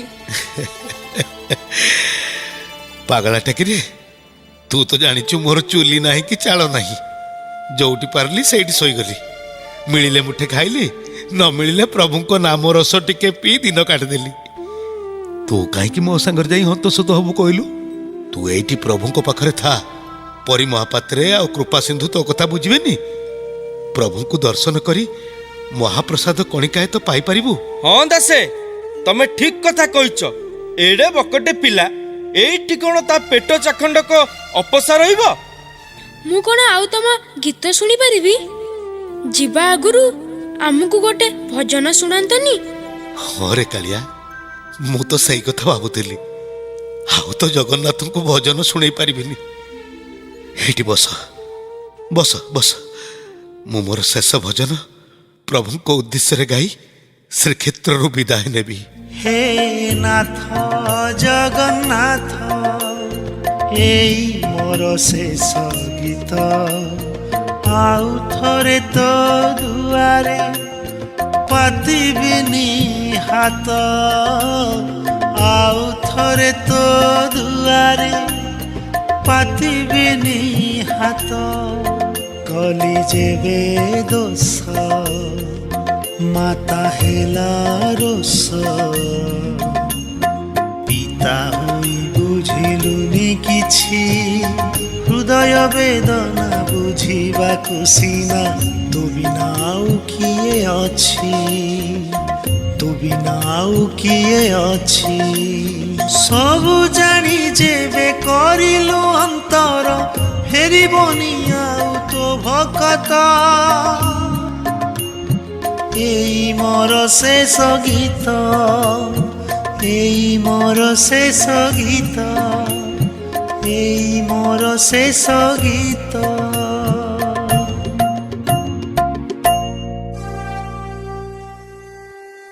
ହେ ଚକାଡୋଳା, ଗମ୍ଭୀରା ଭିତରେ ବସି କି ନୀଳା ନଗେଇଛ ପ୍ରଭୁ। କାହାକୁ କେତେବେଳେ କୁଆଡ଼େ ଠେଲି ଦଉଛ, କାହାକୁ କେତେବେଳେ ପଡ଼ିବା ଥାନରୁ ଉଠେଇ ନଉଛ, ଏ କଥା ତୁମେ ହିଁ ଜାଣ ପ୍ରଭୁ। ତମ ମାୟା ବୁଝିବାକୁ କାହାର ବା ଶକ୍ତି ଅଛି? ବଳିଆ ଦାସ ପରି ଭକତକୁ ନିଜ ପାଖରୁ ଦୂରେଇ ଦେଇ ତମେ ଠିକ କଲନି ପ୍ରଭୁ। କି ଦୋଷ ସେ ତମର କରିଥିଲା ଯେ ତାକୁ ଏତେ ବଡ଼ ଦଣ୍ଡ ଦେଲ? ସବୁ ତୁମରି ଇଚ୍ଛା ପ୍ରଭୁ, ସବୁ ତୁମରି ଇଚ୍ଛା। ପରିଆନା, ଓ ପରିଆନା, ପରିଆନା, ଓ ପରିଆନା, ପରିଆନା। କଣ କିରେ, କାଇଁ ଏମିତି ହାଲା କରୁଛୁ? କଣ ହେଲା? କାଇଁ ହଲ୍ଲା କରୁଛି? ସିଆଡେ ଘର ବୁଡ଼ି ପାଣି ଆଣ୍ଠୁଏ ହେଲାଣି, ତମର କଣ ଟିକେ ହୁଲୁକମ୍ପ ଅଛି? ବଳିଆ ଦାସ ସିନା ତମକୁ ଅଡୁଆରେ ପକଉଥିଲା, ସିଏ ତ ଗଲା। ଏଥର ନିଆଲ ହେଇ ବସିବନି ତ ଆଉ କଣ କରିବ? ବୁଝିଲୁ କୁରୁପା, ତୋ ଦେହ ଛୁଞ୍ଚରେ ବଳିଆ ଦାସଟା ଗଲା ବେଳଠୁ ମନଟା କାହିଁକି ଭଲ ଲାଗୁନି। ତା ଗୁଣରୁ ସିନା ଆମେ ତା ଉପରେ ତୁମ୍ଭି ତୁଫାନ ଦେଖାଉଥିଲେ। ହେଲେ କୁରୁପା, ସେଇଟା ପାଖରେ ନିଶ୍ଚୟ କିଛି ଗୋଟେ ଶକ୍ତି ଥିଲା। ସେ କି କିମିଆ ଜାଣିଥିଲା ଯେ ଆଜି ତାକୁ ସମସ୍ତେ ଝୁରୁଛନ୍ତି। ଛାଡ଼ ଏ ସେ କଥା, ଯାହା ହବାର ଥିଲା ହେଇଗଲା। ସେ କଥା ଭାବି ଆଉ ଲାଭ କଣ? ଏଥର ଟିକେ ଦୌଳ ଆଡ଼ିକି ନଜର ଦିଅ, ଆମଦାନୀ କମିଲାଣି। ଦୌଳ ଆଡ଼ିକି କଣ ନଜର ଦେବି? ତା ନୀତିକାନ୍ତି ତ ଠିକ ଭାବରେ ଚାଲିଛି। ଆଏ ଫେଣ ପରା ଗୋଟେ ଅଘଟଣ ଘଟିଲାଣି। ଅଘଟଣ? ଆରେ କଣ ହେଇଛି? ହବ ଆଉ କଣ, ଭୋଗ ବଢା ହେଇଛି। ରତନ ବେଦୀ ଉପରେ ପୂଜା କରିବାକୁ ପୂଜା ପଣ୍ଡା ତିନିହେ ବଇଛନ୍ତି, ହେଲେ ଭୋଗ କରିପାରୁନାହାନ୍ତି। ଭୋଗ କରିପାରୁନାହାନ୍ତି? କଣ ଏମିତି ପାଗଳଙ୍କ ପରି ପଖର ପଖର ହଉଛୁ? ପାଗଳ ମୁଁ ନୁହେଁ ପରିଆନା, କଥାଟା ଶୁଣିଲେ ତମ ମୁଣ୍ଡ ବି କାମ କରିବନି। ଆହା, ଆରେ ଅସଲ କଥାଟା ନ କହି ୟାରୁ ସାଡୁ କଣ କହି ଚାଲୁଛୁ? ହେଇଛି ପରିଆନା, ବଡ ପଣ୍ଡାଙ୍କ ଚଳୁରେ ପ୍ରଭୁ ଦେଖା ଯାଉନାହାନ୍ତି ପରା, ଭୋଗ ହବ କେମିତି? କୁରୁପା, କଣ କହୁଛୁ ତୁ? ଆଉ ଗୋଟେ ବିଚିତ୍ର କଥା ଶୁଣିବ। ଚଳୁରେ ବ ଠାକୁରେ ଆଉ ମା ସୁଭଦ୍ରା ଦେଖା ଯାଉଛନ୍ତି, କିନ୍ତୁ ଜଗନ୍ନାଥ ଆସୁନାହାନ୍ତି। ଏମିତି ଘଟଣା କେବେ ଘଟି ନଥିଲା। ବଡ ପଣ୍ଡାଏ ଯେତେ ଚେଷ୍ଟା କଲେଣି, ଯେତେ ମନ୍ତ୍ର ଜାଣିଥିଲେ ସବୁ ପଢି ସାରିଲେଣି, ହେଲେ କିଛି ହଉନି। କଣ ହବ ମୁଁ କିଛି ବୁଝିପାରୁନି ପରିଆନା। ଆରେ ସତେ ନା କଣ? ଏମିତି ଘଟଣା ତ କେବେ ଘଟି ନଥିଲା। ଆଉ କଣ ମୁଁ ମିଛ କହୁଛି? ଦୌଳ ସାରା ହୁଲୁସ୍ତୁଲୁ ହେଇଗଲାଣି, ସମସ୍ତେ ମୁଣ୍ଡରେ ହାତ ଦେଇ ବଇଛନ୍ତି। କୁରୁପା, ହଁ, ଗଜପତି ବଳିଆ ଦାସକୁ ଶ୍ରୀକ୍ଷେତ୍ର ବାସନ୍ଦ କରିବାରୁ ଏମିତି ହେଇନି ତ? ବୁଝିଲ ପରିଆନା, ତମେ ବଡ଼ ଇହା ଲୋକ ହେ। ତମର କଣ ହେଇଛି କେଜାଣି, ଯୋଉଠି ବସିଲେ ଖାଲି ବଳିଆ ଦାସ ବଳିଆ ଦାସ। ହଏ, ବଳିଆ ଦାସ ସାଙ୍ଗରେ ଭୋଗର କି ସମ୍ପର୍କ? ଅଛି କୃପା ଅଛି। ମୋ ମନ କହୁଛି ଘଟଣାଟା ନିଶ୍ଚୟ ଏଇଆ ହେଇଥିବ। ପ୍ରଭୁ ସବୁ ସହିବେ, ହେଲେ ତାଙ୍କ ଭକ୍ତ ପ୍ରତି କିଏ ଅନ୍ୟାୟ କଲେ କି ଅପମାନ କଲେ ସେ ମୋଟେ ସହିପାରିବେ ନାହିଁ। ସବୁ ସେଇ କାଳିଆର ଇଚ୍ଛା। ଚାଲିଲୁ ଚାଲିଲୁ, ଦେଖିବା କଣ ହେଇଛି। ଚାଲିଲୁ। ହଉ ହଉ ଚାଲ। ଜଣା ଯାଉଛି ଆଜି ଭୋଗ ହେଇପାରିବନି, ଠାକୁର ଉପାସ ରହିବେ। ବୁଝିଲ ପରିଆନା, କଥାଟା ରଜାଙ୍କ କାନରେ ପକେଇଦବା ଉଚିତ। ତେଣିକି ସେ ଯାହା କରିବେ। ହଉ ହଉ ହଉ, ଚାଲ ଯିବା। ହଉ ଚାଲ ଯିବା ଯିବା ଚାଲ।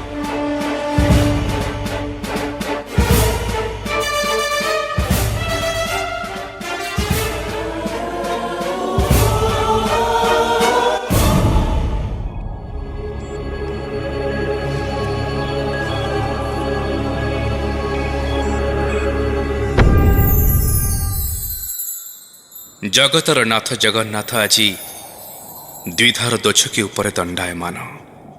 ଗୋଟିଏ ପାର୍ଶ୍ୱରେ ପ୍ରିୟତମା ପତ୍ନୀର କ୍ରୋଧ, ଅନ୍ୟ ପାର୍ଶ୍ୱରେ ଭକ୍ତର ବିକଳ।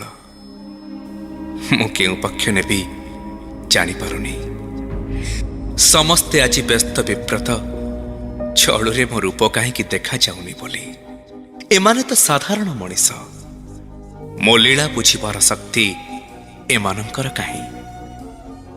ଭକ୍ତର ଆକୁଳ ପ୍ରାର୍ଥନାରେ ମୁଁ ଯେ ରତ୍ନ ସିଂହାସନ ଛାଡ଼ି ଚାଲି ଆସିଛି।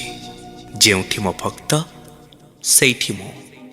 ମୋର ପରମ ଭକ୍ତ ବଳରାମ ଯେ ଏପର୍ଯ୍ୟନ୍ତ ନିରନ୍ନ ରହିଛି, ମୁଁ ମଣୋହି କରିବି କେମିତି? ପ୍ରଭୁ, ଆପଣ ରତ୍ନ ସିଂହାସନ ଛାଡ଼ି ଏଠି କେମିତି ଚିନ୍ତିତ ଥିଲା ପରେ ଜଣାପଡ଼ୁଛନ୍ତି।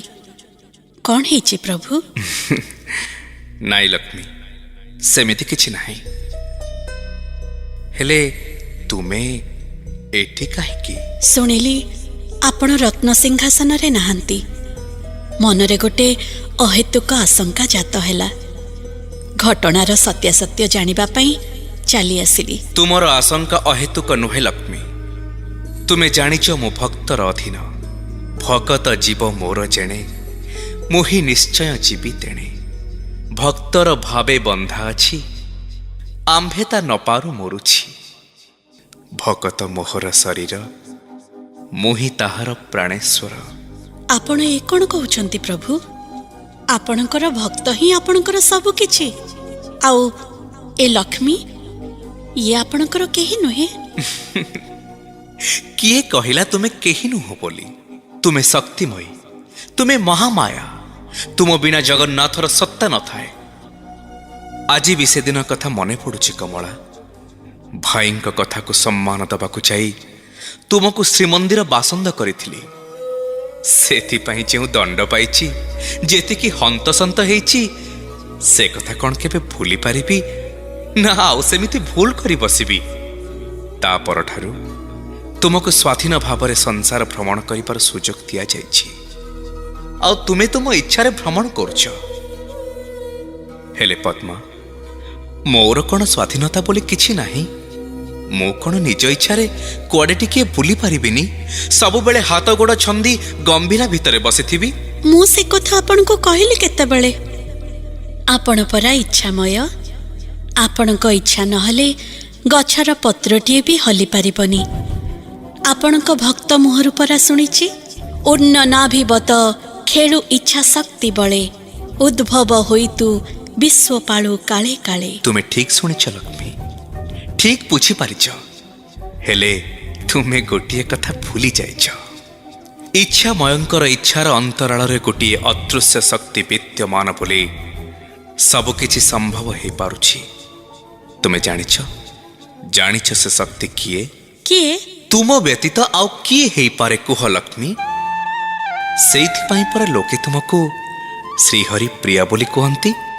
ପ୍ରଭୁ, ଆପଣଙ୍କୁ ଯୁକ୍ତିରେ ବଳିଯିବା ସହଜ ନୁହେଁ। ହଉ, ଏବେ ଚାଲନ୍ତୁ ଶ୍ରୀମନ୍ଦିରକୁ ଫେରିଯିବା। ନାଇଁ ଲକ୍ଷ୍ମୀ, ବର୍ତ୍ତମାନ ତୁମେ ଯାଅ। ମୋତେ ଟିକିଏ ଏକାକୀ ରହିବାକୁ ଦିଅ। କ'ଣ ହେଇଛି ପ୍ରଭୁ ଆପଣଙ୍କର? କହିଲି ପରା, ମୋର କିଛି ହେଇନି। ହେଲେ ମୋତେ ଲାଗୁଛି ନିକଟ ଭବିଷ୍ୟତରେ ଗୋଟାଏ କିଛି ବିରାଟ ପରିବର୍ତ୍ତନ ଘଟିବ। ତା ପାଇଁ ଏବେଠାରୁ ସାବଧାନ ହେଇ ପ୍ରତିକାର ବିଧାନ ନ କଲେ ଭବିଷ୍ୟତକୁ ସମ୍ଭାଳିବାକୁ କାହାର ହାତ ନଥିବ। କ'ଣ କହୁଛନ୍ତି ପ୍ରଭୁ? କି ବିରାଟ ପରିବର୍ତ୍ତନ ଆପଣ ଅନୁମାନ କରୁଛନ୍ତି? କ'ଣ ହେଇଛି ମୋତେ କହିବେନି? କହିବି କମଳା, ସବୁ କହିବି। ତୁମେ ସାହାଯ୍ୟ ନ କଲେ ଏତେ ବଡ଼ ସମସ୍ୟାକୁ ମୁଁ ଏକା କ'ଣ ସମାଧାନ କରିପାରିବି? ତୁମେ ଅପେକ୍ଷା କର କମଳା, ସମୟକୁ ଅପେକ୍ଷା କର। ସମୟ ଆସିଲେ ସବୁକିଛି ଜାଣିପାରିବ। ତୁମେ ଶ୍ରୀମନ୍ଦିରକୁ ଯାଅ, ମୁଁ ଆସୁଛି। ହଉ ପ୍ରଭୁ।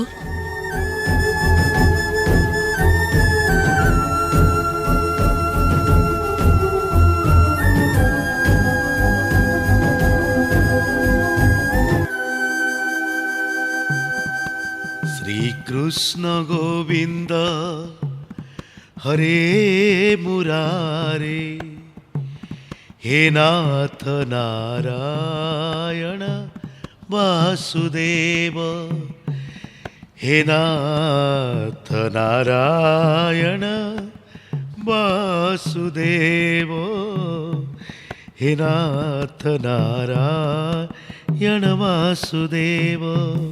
ବାବା, ବଳିଆ ବାବା, ବାବା ଜୁହାର ହଉଛି। ପ୍ରଭୁ ଜଗନ୍ନାଥ ତୁମର ମଙ୍ଗଳ କରନ୍ତୁ। ତମେ କିଏ ବାବା? ତମେ ମତେ କେମିତି ଚିହ୍ନିଲ? ଇଏ କି କଥା କହୁଛନ୍ତି ବାବା?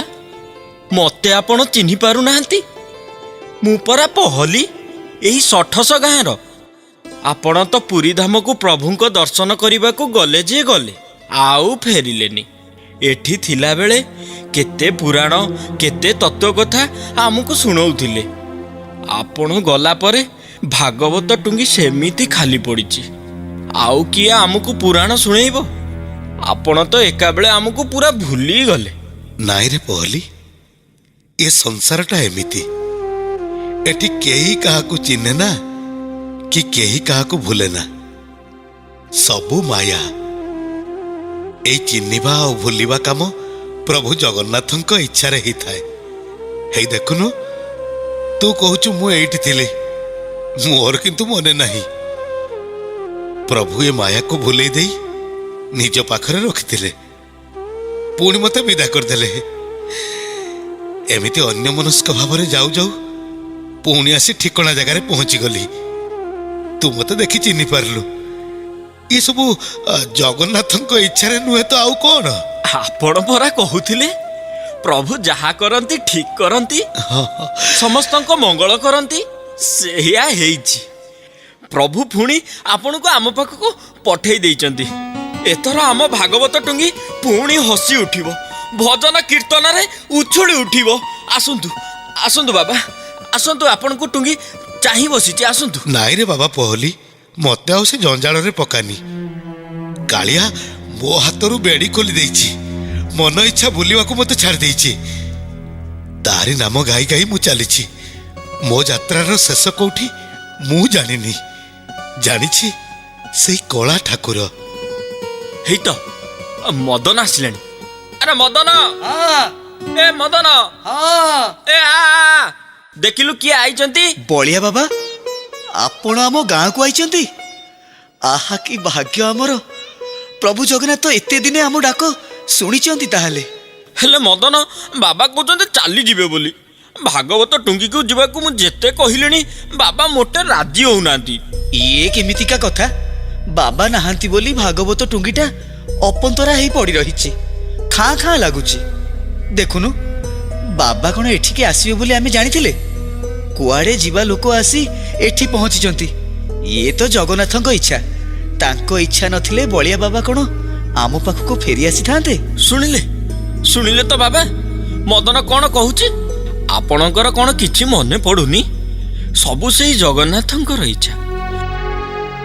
ଚାଲନ୍ତୁ ବାବା, ଆପଣଙ୍କର ସେଇ ପୁରୁଣା ଭାଗବତ ଟୁଙ୍ଗିକୁ ଚାଲନ୍ତୁ, ସବୁ ଠିକ ହେଇଯିବ। ସେଠିକି ଗଲେ ସବୁ କଥା ମନେ ପଡ଼ିଯିବ। ଦେଖ ପିଲେ, ମୁଁ ବାଟ ଗଲା ଲୋକ, ମତେ କାହିଁକି ପୁଣି ବାନ୍ଧିବାକୁ ଚେଷ୍ଟା କରୁଛ କହିଲ? ନାଇଁ ବାବା, କିଏ କାହାକୁ ବାନ୍ଧି ରଖୁଛି? ସବୁ ପରା କାଳିଆ ଠାକୁର କରୁଛି। ସେ ଜାଣି ଶୁଣି ଆପଣଙ୍କୁ ଆମ ପାଖକୁ ପଠେଇଛନ୍ତି। ଏତେ ଦିନେ ଆମେ ଯେତେବେଳେ ଆପଣଙ୍କୁ ପାଇଛୁ ଆଉ ଛାଡ଼ି ପାରିବୁନି। ହଁ ବାବା ଆପଣ ଚାଲିଲେ। ଏ ମଦନ ମୁଁ ବାବାଙ୍କୁ ନେଇକି ଯାଉଛି, ତୁ ଦୌଡ଼ି ଯା। ନଦିଆ ହରିଆ ନଟିଆ ସମସ୍ତଙ୍କୁ ଡାକିଦେ। ଟୁଙ୍ଗିଟା ଭଲ କରି ସଫା କରି ବିଛଣା କରିଦେ। ହଁ ହଁ, ଆଉ କହିଦେବୁ ଛଞ୍ଚାଟେ ସଜାଡ଼ିକି ଆଣିବେ। ନିତିଆ ଭାଇନାଙ୍କୁ କହିଦେବୁ ବାବାଙ୍କ ପାଇଁ ଭଲ କରି ଟୁଙ୍ଗିରେ ଦିଟା ପ୍ରସାଦ ରାନ୍ଧିଦେବେ। କେତେ ଦିନରୁ ବାବା ଖାଇ ନଥିବେ। ହଁ ହଁ ପହଲି, ତୁ ତାଙ୍କୁ ସାଙ୍ଗରେ ନେଇ ଆସେ, ମୁଁ ଏଇ ସାଙ୍ଗେ ସାଙ୍ଗେ ସବୁ ଯୋଗାଡ଼ କରିଦେଉଛି। ଚାଲନ୍ତୁ ଚାଲନ୍ତୁ ଯିବା ବାବା। ବାବା ଆସନ୍ତୁ। ହେ ପ୍ରଭୁ କାଳିଆ ଠାକୁର, ହେ ବଳିଆର ଭୁଜ, ମତେ ପୁଣି କି ବନ୍ଧନରେ ପକେଇଲ ପ୍ରଭୁ? କଣ ତୁମର ଇଚ୍ଛା ତୁମେ ହିଁ ଜାଣ। ତୋୟା ହୃଷିକେଶ ହୃଦି ସ୍ଥିତେନ ଯଥା ନିଯୁକ୍ତୋସ୍ମି ତଥା କରୋମି, ଯଥା ନିଯୁକ୍ତୋସ୍ମି ତଥା କରୋମି।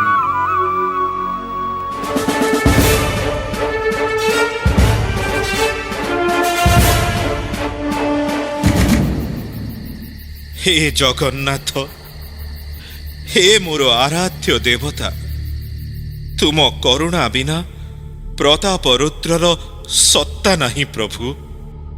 शयने स्वप्ने निशी जागरणे तुमरी निर्देश को चाहि रही थाए। एजावत निज इच्छारे किछि करिनी प्रभु। तेबे मो पई ए कठोर परीक्षा काहींकी? मो जानिबारे मु तो किछि अपराध करिनी, हेले मो उपरे ए अभिमान काहींकी? केहू दोष पाई तुमे अमृत मण ही वर्षन करिछ प्रभु।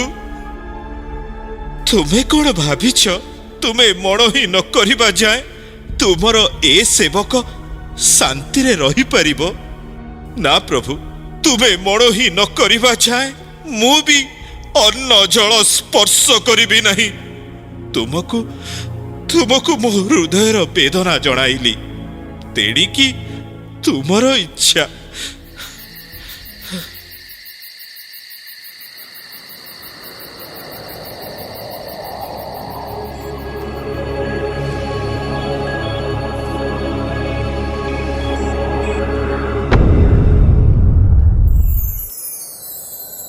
राजा प्रताप रुद्र, तुमे रत्न पलंकरे सुखनिद्रा जाइछ। तुम अपराध क्षमा करने को गुहारी करिछ।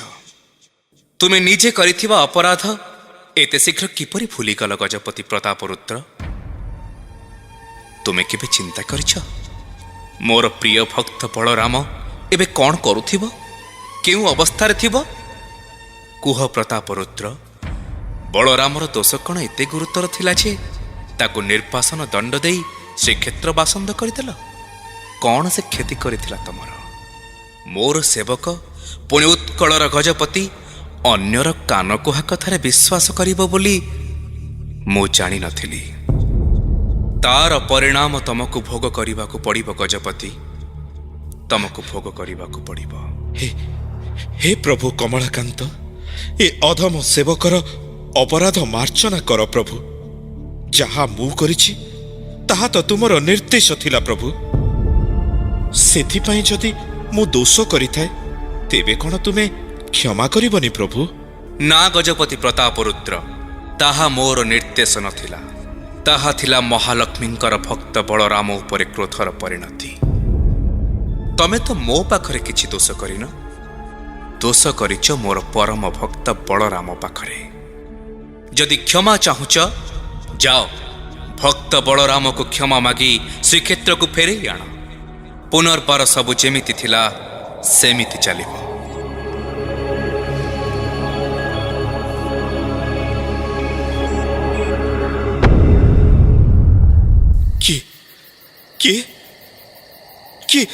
किए मो स्वप्न रे आसी मते अपराध संपर्क रे चेते देई गले? किए ये कौन? मो शयन कक्ष चंदन तुलसी कर्पूर कस्तूरी महकरे एमिति महकी उठुची काईकी? तेबे कौन मोर परम आराध्य जगतर नाथ रत्न सिंहासन छाड़ी मो शयन कक्षरे आविर्भाव होइतिले? व्यतीत से आउ केही नुहंती। हे प्रभु भावग्राही ए छार सेवक पाई तुमे रत्न सिंहासन छाड़ी पथ श्रम करी एते बाट चली आसिल प्रभु मु अधम कौन कली प्रभु को मोर एते कष्ट देली गजपति प्रताप रुद्रर मतिभ्रम होईची प्रभु से अपराधी ताकू शास्ति दियो प्रभु शास्ति दियो हाँ मु जीवी प्रभुंकर परम भक्त बलराम जेउठी थिबे सेठी की जीवी भक्त बलरामंक पाद धरी क्षमा मागिबी तांको पुणी श्रीक्षेत्र फेरी आसिबाकू नेहुरा हेबी जदि से न आसंती तेबे मु भी ए राजपण त्याग करिबी मो भली गोटे अधमर राज सिंहासन रे बसिबार योग्यता नाही बोली भाबी नेबी के अछरे तामजान प्रस्तुत करो जय जगन्नाथ जय जगन्नाथ जय जगन्नाथ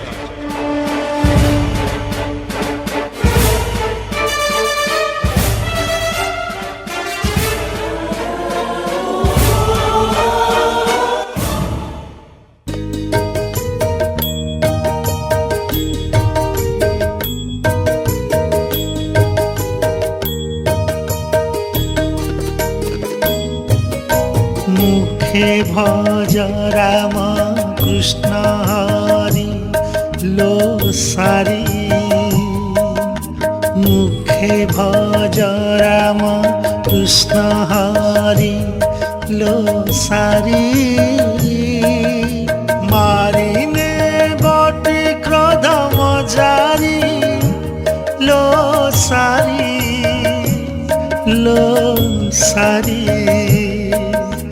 मन मत्ता गाई कलना न जाई नीति प्रति खदा कला त्रिगुण दौड़ी कसी बांधितिली छिंडाई पकाई गला लो सारी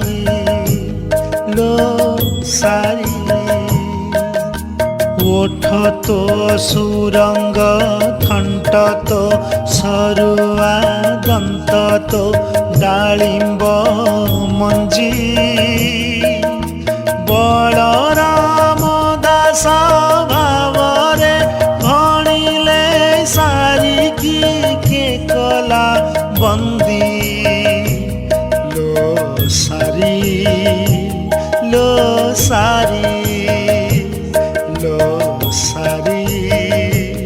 लो सारी बोलो आनंदे एक बार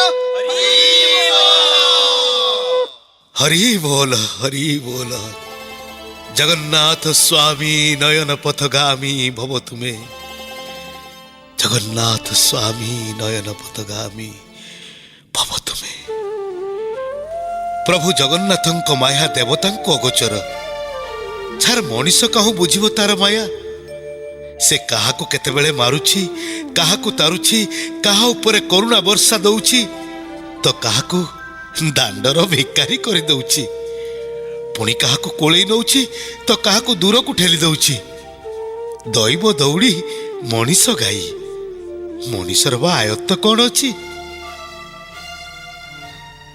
आहा की कथा एमिति कथा केते दिन होला ए कान सुनी नथिला सबु भाग्य रे पहली सबु भाग्य को जन्म रे की पुण्य करथिले बोली आज बाबा आम पाखक फेरी आइचंती महापुरु को महिमा सुनाउछंती याठू बड़ कथा कौन अछि तोर कौन मने नाही दाढ़ता भक्ति पुराण रे परा लेखा अछि जे साधु जनंकु भजई से निश्चय हरिंकी लभई जेबा साधु रे द्रोह करी से निश्चय श्रीहरि बैरी एइथिरु बुझिबु बलिया बाबा एठिकी आसी नाहांती जे प्रभु जगन्नाथे पुरस्तमरु एठिकी चाली आइचंती ଆମେ ତାଙ୍କରି ସେବା ଯତ୍ନ କରି ଏଇଠି ପ୍ରଭୁଙ୍କୁ ପାଇବା।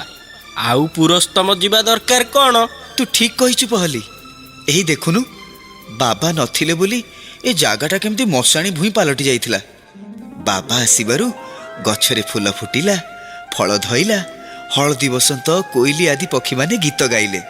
ସେଦିନର ଶାନ୍ତି ପୁଣି ଫେରି ଆସିଲା ରେ। ମତେ ଲାଗୁଛି ଯେମିତି ଆମ ଗାଁଟା ପୁରସ୍ତମ ହେଇଯାଇଛି। ସବୁ ସେଇ କାଳିଆର ଇଚ୍ଛା। ଆରେ ପହଲି, ମଦନ, ଆରେ ବାରିପଟେ ଗୋଟେ ପଣସ ଗଛ ଥିଲା ନା, ସେଥିରେ ପଣସ ଫଳିଲାଣି? ବାବା, ତମେ ଗଲା ପରଠୁ ଗୋଟିଏ ହେଲେ କଷି ଗଛରେ ରହୁନଥିଲା, ହେଲେ ଏସନ ଗଛଟା ଯାକ ପଣସ ଓଳିଛି। ସତରେ ପହଲି, ବାବା ଆସିବେ ବୋଲି ଏ ପଣସ ଗଛଟା ବୋଧେ ଜାଣିଥିଲା ନା କ'ଣ? ନାଇଁରେ ମଦନ, ସେମିତି କହନି। ହଁ, ମୁଁ କିଏ? ମୁଁ ତମରି ମାନଙ୍କ ପରି ଗୋଟାଏ ମଣିଷ। ମୋ ଇଚ୍ଛାରେ କ'ଣ କିଛି ହେଇପାରିବ? ସବୁ ସେଇ ଜଗନ୍ନାଥଙ୍କ ଇଚ୍ଛା। ତାଙ୍କର ପଣସ ଭାରି ପ୍ରିୟ, ବିଶେଷ କରି ବଡ଼ ଠାକୁରଙ୍କର। ପ୍ରଭୁ ତ ପ୍ରକୃତିକୁ ସୃଷ୍ଟି କରିଛନ୍ତି। ତାଙ୍କ ଇଚ୍ଛାରେ ମେଘ ବର୍ଷୁଛି, ପବନ ବହୁଛି, ସୂର୍ଯ୍ୟ ଦେବତା କିରଣ ଦଉଛନ୍ତି, ଗଛ ବଢୁଛି, ସେଥିରେ ଫୁଲ କଷି ଧରୁଛି। ଆମେ ସେ କଥା କିଛି ବୁଝୁନୁ। ତମେ ଆସିଲ, ସବୁ ବଦଳିଗଲା। ତମେ ହିଁ ଆମ ପାଇଁ ଜଗନ୍ନାଥ। ସେସବୁ ପାଗଳାମି ଛାଡ଼, କେବଳ ଜଗନ୍ନାଥଙ୍କୁ ଡାକେ। ହଇରେ ପହଲି, ଏଠି ଏମିତି ଗପୁଥିବା ନା ବାବାଙ୍କ ପାଇଁ ପ୍ରସାଦ ବ୍ୟବସ୍ଥା କରିବା? ନାଇଁ ମଦନ, ସେଥିପାଇଁ ତମେମାନେ ବ୍ୟସ୍ତ ହୁଅନି। ଶ୍ରୀକ୍ଷେତ୍ରରେ ଥିଲାବେଳେ ମାହାର୍ଦ କଣିକାଏ ସେବା କରି ଦିନ ଚାଲି ଯାଉଥିଲା। ପ୍ରଭୁ ତ ସେତକ ଛଡ଼େଇ ନେଲେ, ଆଉ ଖାଇବି କ'ଣ? ଶ୍ରୀକ୍ଷେତ୍ର ଛାଡ଼ିଲା ଦିନଠୁ ପେଟର ଭୋକ ମରିଯାଇଛି, ଆଉ ଖାଦ୍ୟ ପ୍ରତି ଆଗ୍ରହ ନାହିଁ। ବାବା, ତମେ ତ ପଣ୍ଡିତ ଲୋକ, ଏତେ ଜାଣିବା ଶୁଣିବା ଲୋକ ହେଇ ଏମିତି କଥା କହୁଛ କେମିତି? ଏଠି ତ ପତିତପାବନ ଅଛନ୍ତି, ଲକ୍ଷ୍ମୀ ନାରାୟଣ ଅଛନ୍ତି। ଅନ୍ନପ୍ରସାଦ ଦିଟା ରାନ୍ଧି ଦେଇ ତୁଳସୀ ପତ୍ରଟେ ପକେଇ ଜଗନ୍ନାଥଙ୍କ ନାଁରେ ପାଣି ଛଡ଼େଇ ଦେଲେ ସିଏ କ'ଣ ମହାର୍ଦ ବୋଲେଇବନି? ଆମେ ତ ମୂର୍ଖ ଲୋକ, ଆମେ ତମକୁ କ'ଣ ବୁଝେଇବୁ? ତମେ କ'ଣ ଜାଣିନ? ଅନ୍ନ ବିହୁନେ ହଂସ ହାନି, ଯୋଗ ସାଧିବି କାହା ଘେନି। ଦାନା ମୁଠେ ବେଳାକେ ପେଟରେ ନ ପଡ଼ିଲେ ତମ ଦିହ କ'ଣ ହବ ଭାବି ପାରୁଛଟି? ଦିହ? ଆରେ ଏ ଦେହଟା ତ ମାଟିରେ ତିଆରି, ଏଇଟା କ'ଣ ସବୁଦିନେ ଥିବ? ତା ଛଡ଼ା ଯିଏ ଦେଇଛି ସିଏ ତ ନେଇଯିବ। ମୁଁ କାହିଁକି ତା ପାଇଁ ଏତେ ଚିନ୍ତା କରିବି? କାଳିଆର ଯାହା ଇଚ୍ଛା ସିଏ କରିବ। ପ୍ରଣାମ ବାବା। କିଏ? କିରେ କାଳିଆ, ତୁ ଏଠି? ଦେଖୁଛନ୍ତି ତ ମୁଁ ଏଇଠି, ପୁଣି ପଚାରୁଛନ୍ତି କ'ଣ ପାଇଁ? ଆରେ ନାଇଁ ନାଇଁ, ତୁ ଏଠିକି ଆସିଲୁ କେମିତି? ତମେ ପରା ଏଇନେ କାଳିଆ କାଳିଆ ବୋଲି ଡାକୁଥିଲ। ମୁଁ ଏଇ ବାଟେ ଯାଉଥିଲି, ତମ ପାଟି ଶୁଣି ଚାଲି ଆସିଲି। ଏ ମଦନ, ଏ ବାବାଙ୍କ ସାଙ୍ଗରେ ଏ ପିଲାଟି ଗପିବାକୁ ତ ଆସିଲାଣି। ଚାଲେ, ନିତ୍ୟା ଭାଇନାଙ୍କୁ କହି ଆମେ ପ୍ରସାଦ ବ୍ୟବସ୍ଥା କରିଦେବା। ହଁ ଯିବା ଯେ, ହେଲେ ପିଲାଟି କିଏ, କୁଆଡ଼ୁ ଆସିଲା, ବାବାଙ୍କୁ ଜାଣିଲା କେମିତି? ମଲା ଯା, ଆରେ ନୀଳାଚଳରେ ସେ ବାବାଙ୍କୁ ଦେଖିଥିବ। ଭକତ ଭାବରେ ବାବାଙ୍କୁ କିଏ ନ ଜାଣିଛି ଯେ? ସିଏ ଏମିତି ଜାଣିଥିବ। ଏଥିରେ ଚକିତ ହବାରେ କ'ଣ ଅଛି? ଚାଲିଲୁ ଚାଲିଲୁ, ଆମେ ଯିବା, ଚାଲିଲୁ। ନାଇଁ ପହଲି, କଥାଟା ମତେ କେମିତି କେମିତି ଲାଗୁଛି। ଏତେ ଛୋଟ ପିଲାଟେ ପୁଣି ବାବାଙ୍କୁ। ତୋର ସବୁବେଳେ ଏମିତି ଦୋଦ ପାଞ୍ଚିଆ କଥା। ତୁ ଚାଲିଲୁ, ଆମକୁ ସେଥିରୁ କ'ଣ ମିଳିବ? କେତେ ଭକ୍ତ ବାବାଙ୍କୁ ଦେଖା କରିବାକୁ ଆଉଛନ୍ତି, ସିଏ ଗୋଟେ କାହା ସାଙ୍ଗରେ ଚାଲି ଆଇଥିବ। ଆ ପରେ ବୁଝିବା। ଆଇଲୁ ଆଇଲୁ। ଆରେ ତୁ ଏଠିକି ଆସିଲୁ କେମିତି? ପୁଣି ମୁଁ ଏଇଠି ଅଛି ବୋଲି ତୁ ଜାଣିଲୁ କେମିତି? ମୁଁ କ'ଣ କିଛି ଜାଣିଛି ନା କରୁଛି? ସବୁ ପରା ସେଇ କପଟିଆ ନୀଳାଚଳିଆ କାଳିଆ ଠାକୁର କରୁଛି। ହେଇଟି ବାବା, କାଲି ରାତିରେ ମୁଁ ଗୋଟେ ସପନ ଦେଖିଲି। କିଏ ଜଣେ କହିଦେଲା ତମେ ଏଇଠି ଅଛ ବୋଲି, ବାଟ ବି ବତେଇଦେଲା। ମୁଁ ଚାଲି ଆସିଲି। ତମେ କହିଲେ ବାବା, ତମକୁ ଛାଡି କ'ଣ ମୁଁ ରହିପାରିଥାନ୍ତି? ହେଲେ ତୁ ତ ଦେଖୁଛୁ ମୁଁ କୋଉ ଅବସ୍ଥାରେ ଅଛି। ମୁଁ ସବୁ ଦେଖୁଛି, ସବୁ ଜାଣୁଛି। ହେଲେ ବାବା, ତମକୁ ଖୋଜି ଖୋଜି ପାଇଛି ଯେତେବେଳେ ଆଉ ଶ୍ରୀକ୍ଷେତ୍ର ଫେରିବିନି। ଏଇଠି ତମରି ପାଖରେ ରହି ଦିନ ରାତି ସେବା କରିବି। ତମଠୁ ଭଜନ କୀର୍ତ୍ତନ ଟିକେ ଶୁଣି ମନଟାକୁ ହାଲକା କରିଦେବି। ମତେ ମନା କରନି ବାବା, ତମ ସେବାରୁ ମତେ ଅଲଗା କରନି। ଆରେ କି ଅଲଗା କଥା କହୁଛୁ? ପ୍ରଭୁ ଜଗନ୍ନାଥ ପରା ମତେ ନିଜ ପାଖରୁ ଅଲଗା କରିଦେଇଛନ୍ତି। ୟାଠୁ ବଡ଼ କଷ୍ଟ ଆଉ କଣ ହେଇପାରିଥାନ୍ତା? ସବୁ ତାରି ଇଚ୍ଛା। ସବୁ ତାର ଇଚ୍ଛା ବାବା, ସବୁ ତାର ଇଚ୍ଛା। ହେଲେ ତୁମେ ଜାଣିବା ଶୁଣିବା ଲୋକ ହୋଇ ଏ କଥା କେମିତି କହୁଛ? ଜଗନ୍ନାଥ କଣ କାହାକୁ ଅଲଗା କରିପାରନ୍ତି? ତମେ କଣ ଜାଣିନ?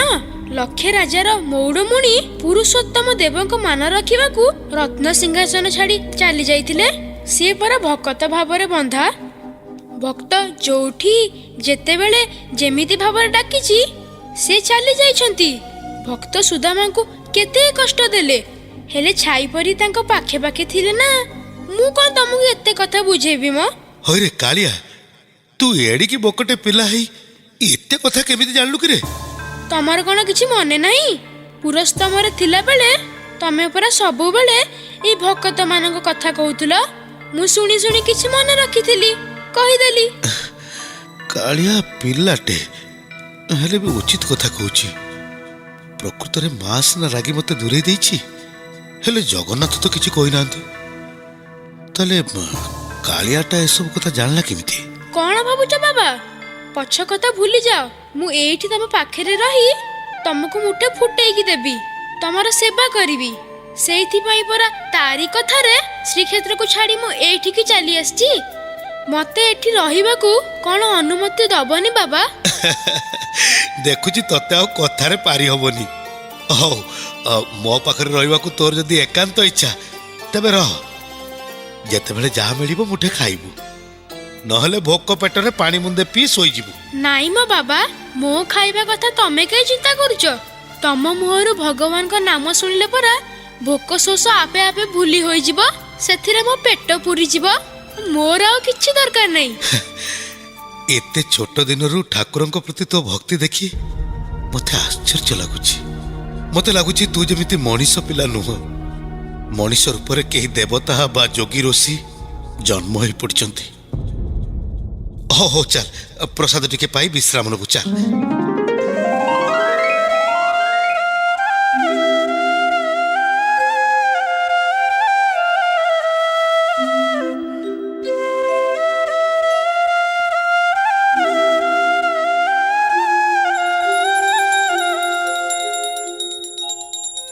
ଏ କାଳିଆ, ଆରେ ଗଲୁ କୁଆଡେ?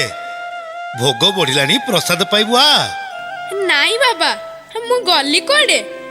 ମୁଁ ପରା ତୁମରି ପାଖେ ପାଖେ ରହି ପୂଜା ଦେଖୁଥିଲି। ଆଉ ଦେଖୁଥିଲି ତମେ ଟେକି ଦେଇଥିବା ଭୋଗ ଟିକକ ଭଗବାନ ଖାଉଛନ୍ତି କି ନାଇଁ। ବଡ ବଗୁଲିଆଟେ ତୁ। ଆରେ ଠାକୁର କଣ ଖାଆନ୍ତି? ସେ ଯଦି ଖାଇ ବସିବେ ତାଙ୍କୁ ଯୋଗେଇବ କିଏ? କେବଳ ମା ଲକ୍ଷ୍ମୀ ହିଁ ତାଙ୍କ ମନ ଜାଣି ଖାଇବାକୁ ଯୋଗେଇଥାନ୍ତି। ଆମେ ଯାହା ଟିକେ ଟେକି ଦଉ, ସେ କେବଳ ବାସ୍ନା ଭୋଗ କରନ୍ତି। ନାଇଁ ମ ବାବା, ତମେ ସିନା ଆଖି ବୁଜି ବସିଥିଲ, ହେଲେ ମୁଁ ଦେଖିଛି ଠାକୁର ନିଜେ ଆସି ଖାଉଥିଲେ। ଦେଖୁନ ଦେଖୁନ ଭୋଗ ଥାଳି କି? କଣ ଦେଖୁଛ? କାଳିଆ, ଇଏ କଣ କିରେ? ଭୋଗ ଥାଳିର ଭୋଗ ତ ଗୋଟିଏ ପାଖରୁ ଖଣ୍ଡିଆ ହେଇଛି। ହଇରେ, ବିଲେଇ ଆଉ ଖାଇନି ତ? ବିଲେଇଟା ମୋ ଆଖି କି ଠାକୁର ପରି ଦେଖାଯିବ କେମିତିକା? କେବଳ ତ ଭକ୍ତି ଯୋଗୁ। ତୁ ତ ସମସ୍ତଙ୍କ ଭିତରେ ଠାକୁରଙ୍କୁ ଦେଖିପାରୁଛୁ। ହଉ ଛାଡ ଛାଡ ସେ କଥା। ପ୍ରସାଦ ପାଇବୁ ଆ। ନାଇଁ ବାବା, ତମେ ଖାଅ, ମତେ ଭୋକ ନାହିଁ। ମତେ ଲାଗୁଛି ମୁଁ ଯେମିତି ଏ ସାଙ୍ଗେ ସାଙ୍ଗେ ପେଟେ ଖାଇ ଉଠିଛି। ସେ ବଗୁଲିଆମି ଛାଡ। ମୁଁ ବାଢି ଦଉଛି। ମୋ ଧନ, ତୋର ମୋର ସାଙ୍ଗ ହେଇ ଖାଇବା।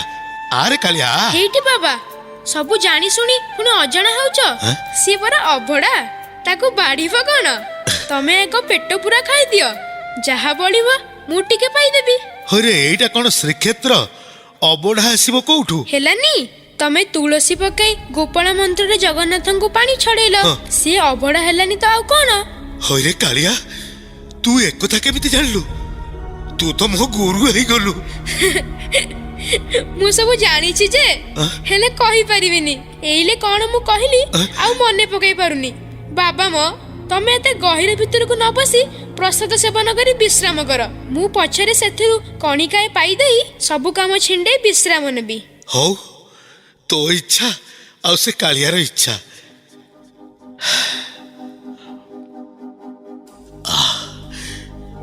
ଆହା, କି ଅମୃତ ଖାଦ୍ୟ!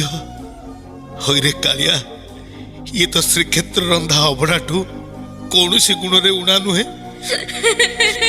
ସତରେ କାଳିଆ, ତୋ ହାତର କିଛି ଗୋଟେ କରାମତି ଅଛି।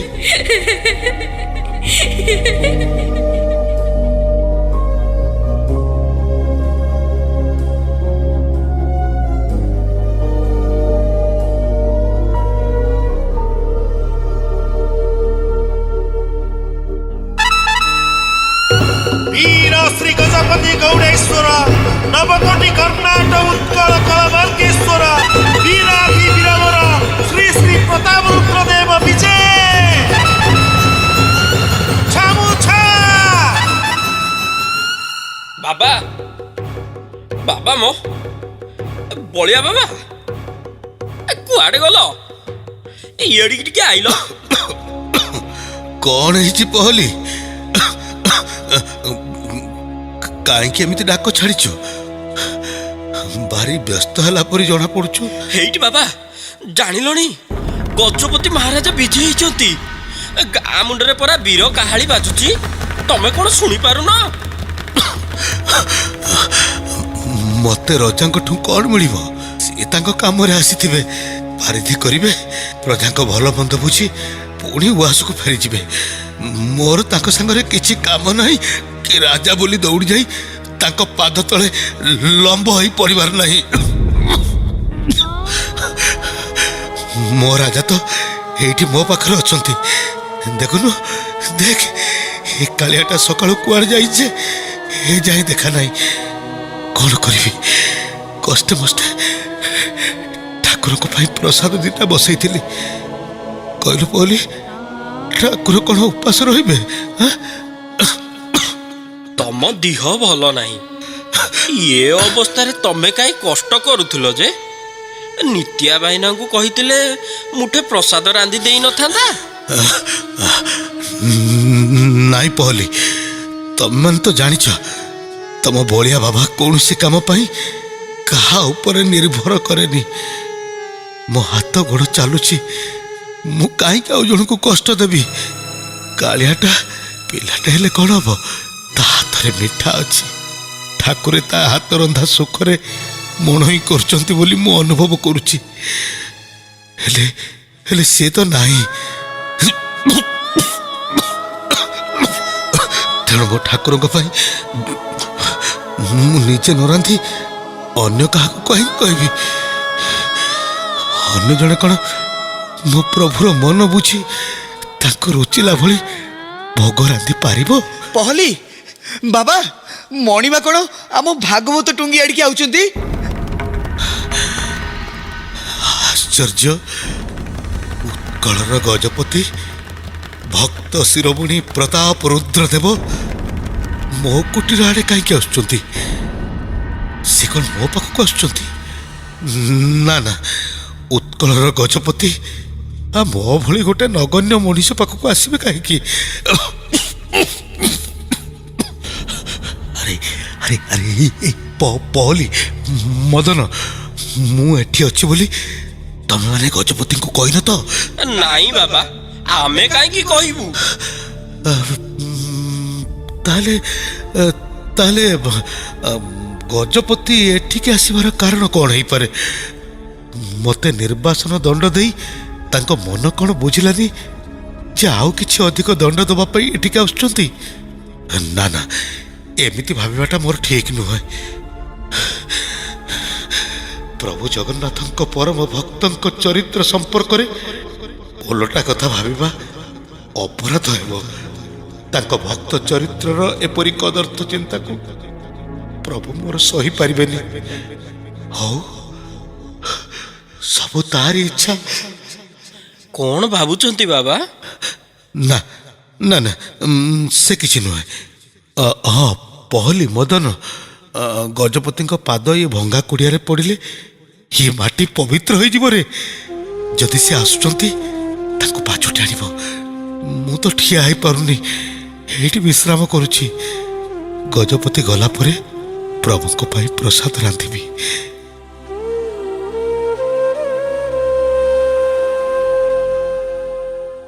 କାହାନ୍ତି କାହାନ୍ତି କାହାନ୍ତି ଭକ୍ତ ଶିରୋମଣି ବଳରାମ ଦାସ।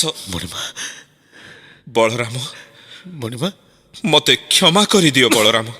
ମୁଁ ଅକ୍ଷମଣୀୟ ଅପରାଧ କରିଛି। ତୁମକୁ ଚିହ୍ନି ନ ପାରି, ତୁମ ଭକ୍ତିର ପରାକାଷ୍ଠା ଅନୁଭବ କରି ନ ପାରି ମୁଁ ଯେଉଁ ଭୁଲ କରି ବସିଛି, ତା ପାଇଁ ମୁଁ ଆଜି ତୁମ ପାଖରେ ଯୋଡ଼ ହସ୍ତରେ କ୍ଷମା ପ୍ରାର୍ଥନା କରୁଛି। ମଣିମା, କୁହ କୁହ ବଳରାମ, ତୁମେ କ'ଣ ମତେ କ୍ଷମା କରିବନି? ଆପଣ ଏ କଣ କରୁଛନ୍ତି ମଣିମା? ଉତ୍କଳର ଗଜପତି ପ୍ରଭୁ ଜଗନ୍ନାଥଙ୍କର ପ୍ରଥମ ଓ ପରମ ଭକ୍ତ ଲକ୍ଷେ ରାଜାର ମୌଡ଼ମଣିଙ୍କ ମସ୍ତକ କେବଳ ପ୍ରଭୁ ବଳିଆର ଭୁଜ ଜଗନ୍ନାଥଙ୍କ ବ୍ୟତୀତ ଆଉ କାହା ପାଖରେ ନଇବାର ନୁହେଁ। ଆପଣ ଆପଣ ଏମିତି କରି ମୋ ମୁକ୍ତିର ବାଟ ବନ୍ଦ କରିଦିଅନ୍ତୁନି ମହାରାଜ। ମତେ ମତେ ନର୍କକୁ ଠେଲି ଦିଅନ୍ତୁନି। ନା ନା ବଳରାମ, ନା। ଉତ୍କଳର ଗଜପତି ପ୍ରତାପ ରୁଦ୍ରର ମତିଭ୍ରମ ଘଟିଛି। ନ୍ୟାୟ ଅନ୍ୟାୟ ବିଚାର ନ କରି ତୁମକୁ ନିର୍ବାସନ ଦଣ୍ଡ ଦେଇ ପ୍ରଭୁଙ୍କ ପାଖରେ ଦ୍ରୋହ କରିଛି। ଠିକ୍ ଠିକ୍ ମୋ ରାଜା ଆପଣଙ୍କୁ ଦରକାର ନାହିଁ ମୋର ସେ ରାଜଦଣ୍ଡ। ଆପଣ ଆପଣ ଇଏ କଣ କହୁଛନ୍ତି ଛାମୁ? ଆପଣ ଭୁଲ ବିଚାର କରୁଛନ୍ତି। ଉତ୍କଳର ଗଜପତି ପ୍ରଭୁଙ୍କର ଚରଣ ସେବକ କେବେ ହେଲେ ଭୁଲ ବିଚାର କରିପାରନ୍ତିନି। ମାଙ୍କ ଅଭିଶାପରୁ ମତେ ଶ୍ରୀକ୍ଷେତ୍ର ଛାଡ଼ିବାକୁ ପଡ଼ିଛି। ଆପଣ କେବଳ ମାଧ୍ୟମ ମାତ୍ର। ବଳରାମ, ତମେ ଏ କଣ କହୁଛ? ଆପଣ ସେ ଗୁଢ଼ ତତ୍ତ୍ୱ ବୁଝିପାରିବେନି ଛାମୁ, କାରଣ ଆପଣଙ୍କ ମସ୍ତିଷ୍କ ରାଜ୍ୟ ଚିନ୍ତାରେ ଭାରାକ୍ରାନ୍ତ। ମୋ ବିଚାରରେ ଆପଣ କିଛି ଭୁଲ କରିନାହାନ୍ତି। ଯାହା କିଛି ହେଇଛି ସବୁ କାଳିଆର ନିର୍ଦ୍ଦେଶରେ ହେଇଛି। ତାହେଲେ ଏଥର ଶ୍ରୀକ୍ଷେତ୍ର ଫେରିଚାଲ ବଳରାମ। ମୁଁ ନିଜେ ଆସିଛି ତୁମକୁ ସାଙ୍ଗରେ ନେଇଯିବା ପାଇଁ। ଇଏ ବି କାଳିଆର ଇଚ୍ଛା। ଆପଣ ମିଛଟାରେ ଏତେ ପଥଶ୍ରମ କାହିଁକି କଲେ ମଣିମା? ମୁଁ ଶ୍ରୀକ୍ଷେତ୍ର ଆଉ ଫେରିବିନି। ନାଇଁ ନାଇଁ ବଳରାମ, ନାଇଁ। ପଛ କଥାକୁ ସେଇ ପଛରେ ପକେଇ ଦିଅ। ତୁମେ ଆସିଲା ଦିନଠୁ ଶ୍ରୀକ୍ଷେତ୍ର ଆଉ ଶ୍ରୀକ୍ଷେତ୍ର ହେଇନାହିଁ। ରତ୍ନ ସିଂହାସନରେ କେବଳ ପ୍ରଭୁଙ୍କର ଦାରୁମୂର୍ତ୍ତି ରହିଛି, ହେଲେ ପ୍ରଭୁ ନାହାନ୍ତି। ନୀତି ବିଭ୍ରାଟ, ପୂଜା ଅର୍ଚ୍ଚନାରେ ବିଭ୍ରାଟ ବଡ଼ ଠାକୁର ଆଉ ମା ସୁଭଦ୍ରା ଅଭୁକ୍ତ ଅଛନ୍ତି। ଆପଣ ଇଏ କଣ କହୁଛନ୍ତି ମଣିମା? ମୁଁ ଠିକ୍ କହୁଛି ବଳରାମ। ପ୍ରଭୁଙ୍କ ନିର୍ଦ୍ଦେଶରେ ମୁଁ ଆସିଛି ତୁମକୁ ଫେରେଇ ନେବା ପାଇଁ। କୁହ ବଳରାମ, କୁହ, ତୁମେ କ'ଣ ଶ୍ରୀକ୍ଷେତ୍ର ଆଉ ଗଜପତିର ମାନ ରଖିବନି? ମାନିବନି ପ୍ରଭୁଙ୍କର ନିର୍ଦ୍ଦେଶ? ଅଭୁକ୍ତ ରଖିବ ଠାକୁରଙ୍କୁ? ବଡ଼ ଛଳିଆ ସେ କାଳିଆ ଠାକୁର, ସବୁ ତାହାରି ଇଚ୍ଛାରେ ହେଇଛି। ଯଦି କ୍ଷମା ମାଗିବାର ଥାଏ ତେବେ ସେଇ ଜଗତର ନାଥ ଜଗନ୍ନାଥଙ୍କୁ କ୍ଷମା ମାଗନ୍ତୁ। ସେ ଚାହିଁଲେ ମୁହୂର୍ତ୍ତକରେ ସବୁ ଠିକ ହେଇଯିବ, ସବୁ ଠିକ ହେଇଯିବ। ଯାହା ହେଲେ ବି ତୁମକୁ ମୋ ସାଙ୍ଗରେ ଶ୍ରୀକ୍ଷେତ୍ର ଫେରିଯିବାକୁ ହବ। ମତେ ନିରାଶ କରନି ବଳରାମ। ଆପଣ ବହୁତ ବିଳମ୍ବ କରିଦେଲେ ଛାମୁ। ଆପଣଙ୍କୁ ତ ନିରାଶ ହେଇ ନିଶ୍ଚୟ ଫେରିବାକୁ ପଡ଼ିବ।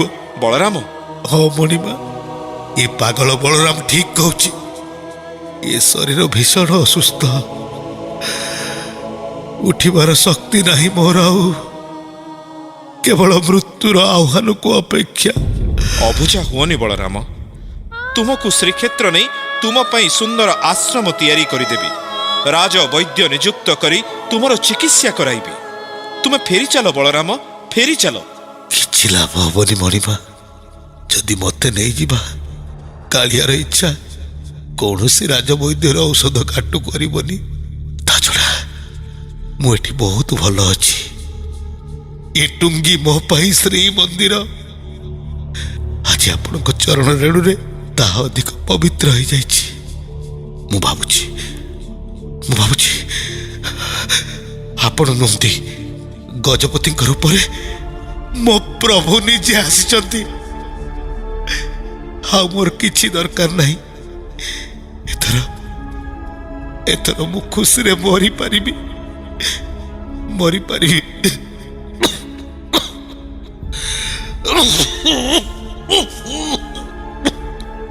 ତୁମ ଜିଦ୍ରେ ତୁମେ ଅଟଳ ରହିଲ ବଳରାମ। ମୋ ମୁହଁକୁ ଟିକିଏ ଚାହିଁଲନି। ବିଚାରରେ ସାମାନ୍ୟ ଭୁଲ କରିଥିଲି ବୋଲି ମତେ ନିରାଶ କରି ଏତେ ବଡ଼ ଦଣ୍ଡ ଦେଲ। ନାଇଁ ମଣିମା, ଦଣ୍ଡିବା ଶକ୍ତି ଯାର ଥାଇ ସେ ପୁଣି କ୍ଷମା ଆଚରଇ। ଇ ସାମାନ୍ୟ କିଙ୍କର ପାଗଳ ବଳରାମ ଆପଣଙ୍କୁ କି ଦଣ୍ଡ ଦବ ମଣିମା? ଆପଣଙ୍କୁ କି ଦଣ୍ଡ ଦବ? ସବୁ ସେହି କାଳିଆର ଇଚ୍ଛା ବୋଲି ଧରି ନେଇ ଆପଣ ଶ୍ରୀକ୍ଷେତ୍ରକୁ ଫେରି ଯାଆନ୍ତୁ। କାଳିଆକୁ ଦୁଃଖ ଜଣାନ୍ତୁ।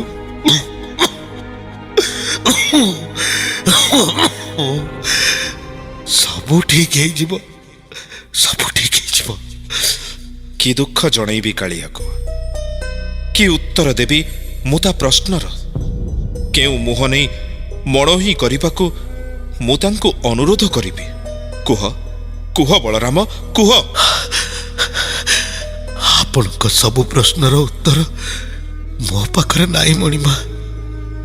ଅଛି ସେହି ଚଳନାମୟ ଜଗତର ନାଥ ଜଗନ୍ନାଥଙ୍କ ପାଖରେ। ମତେ କ୍ଷମା କରନ୍ତୁ ମଣିମା, ମତେ କ୍ଷମା କରନ୍ତୁ। ତେବେ ଏଇ ତୁମର ଶେଷ ଇଚ୍ଛା? ହଉ, ମୁଁ ଆସୁଛି। ପ୍ରଭୁଙ୍କ ଦରବାରରେ ଯାହା ଦଣ୍ଡ ଭୋଗିବାର ଥିବ ଭୋଗିବି। କିନ୍ତୁ ଶୁଣ ବଳରାମ, ବଡ଼ଦାଣ୍ଡରେ ଥିବା ବାସଭବନଟି ବଳରାମ ଦାସ କୋଟ ନାମରେ ନାମିତ କରି ତୁମ ସ୍ମୃତିକୁ ଯୁଗ ଯୁଗ ଧରି ଶ୍ରୀକ୍ଷେତ୍ରରେ ସାଇତି ରଖିବି। ଆସୁଛି।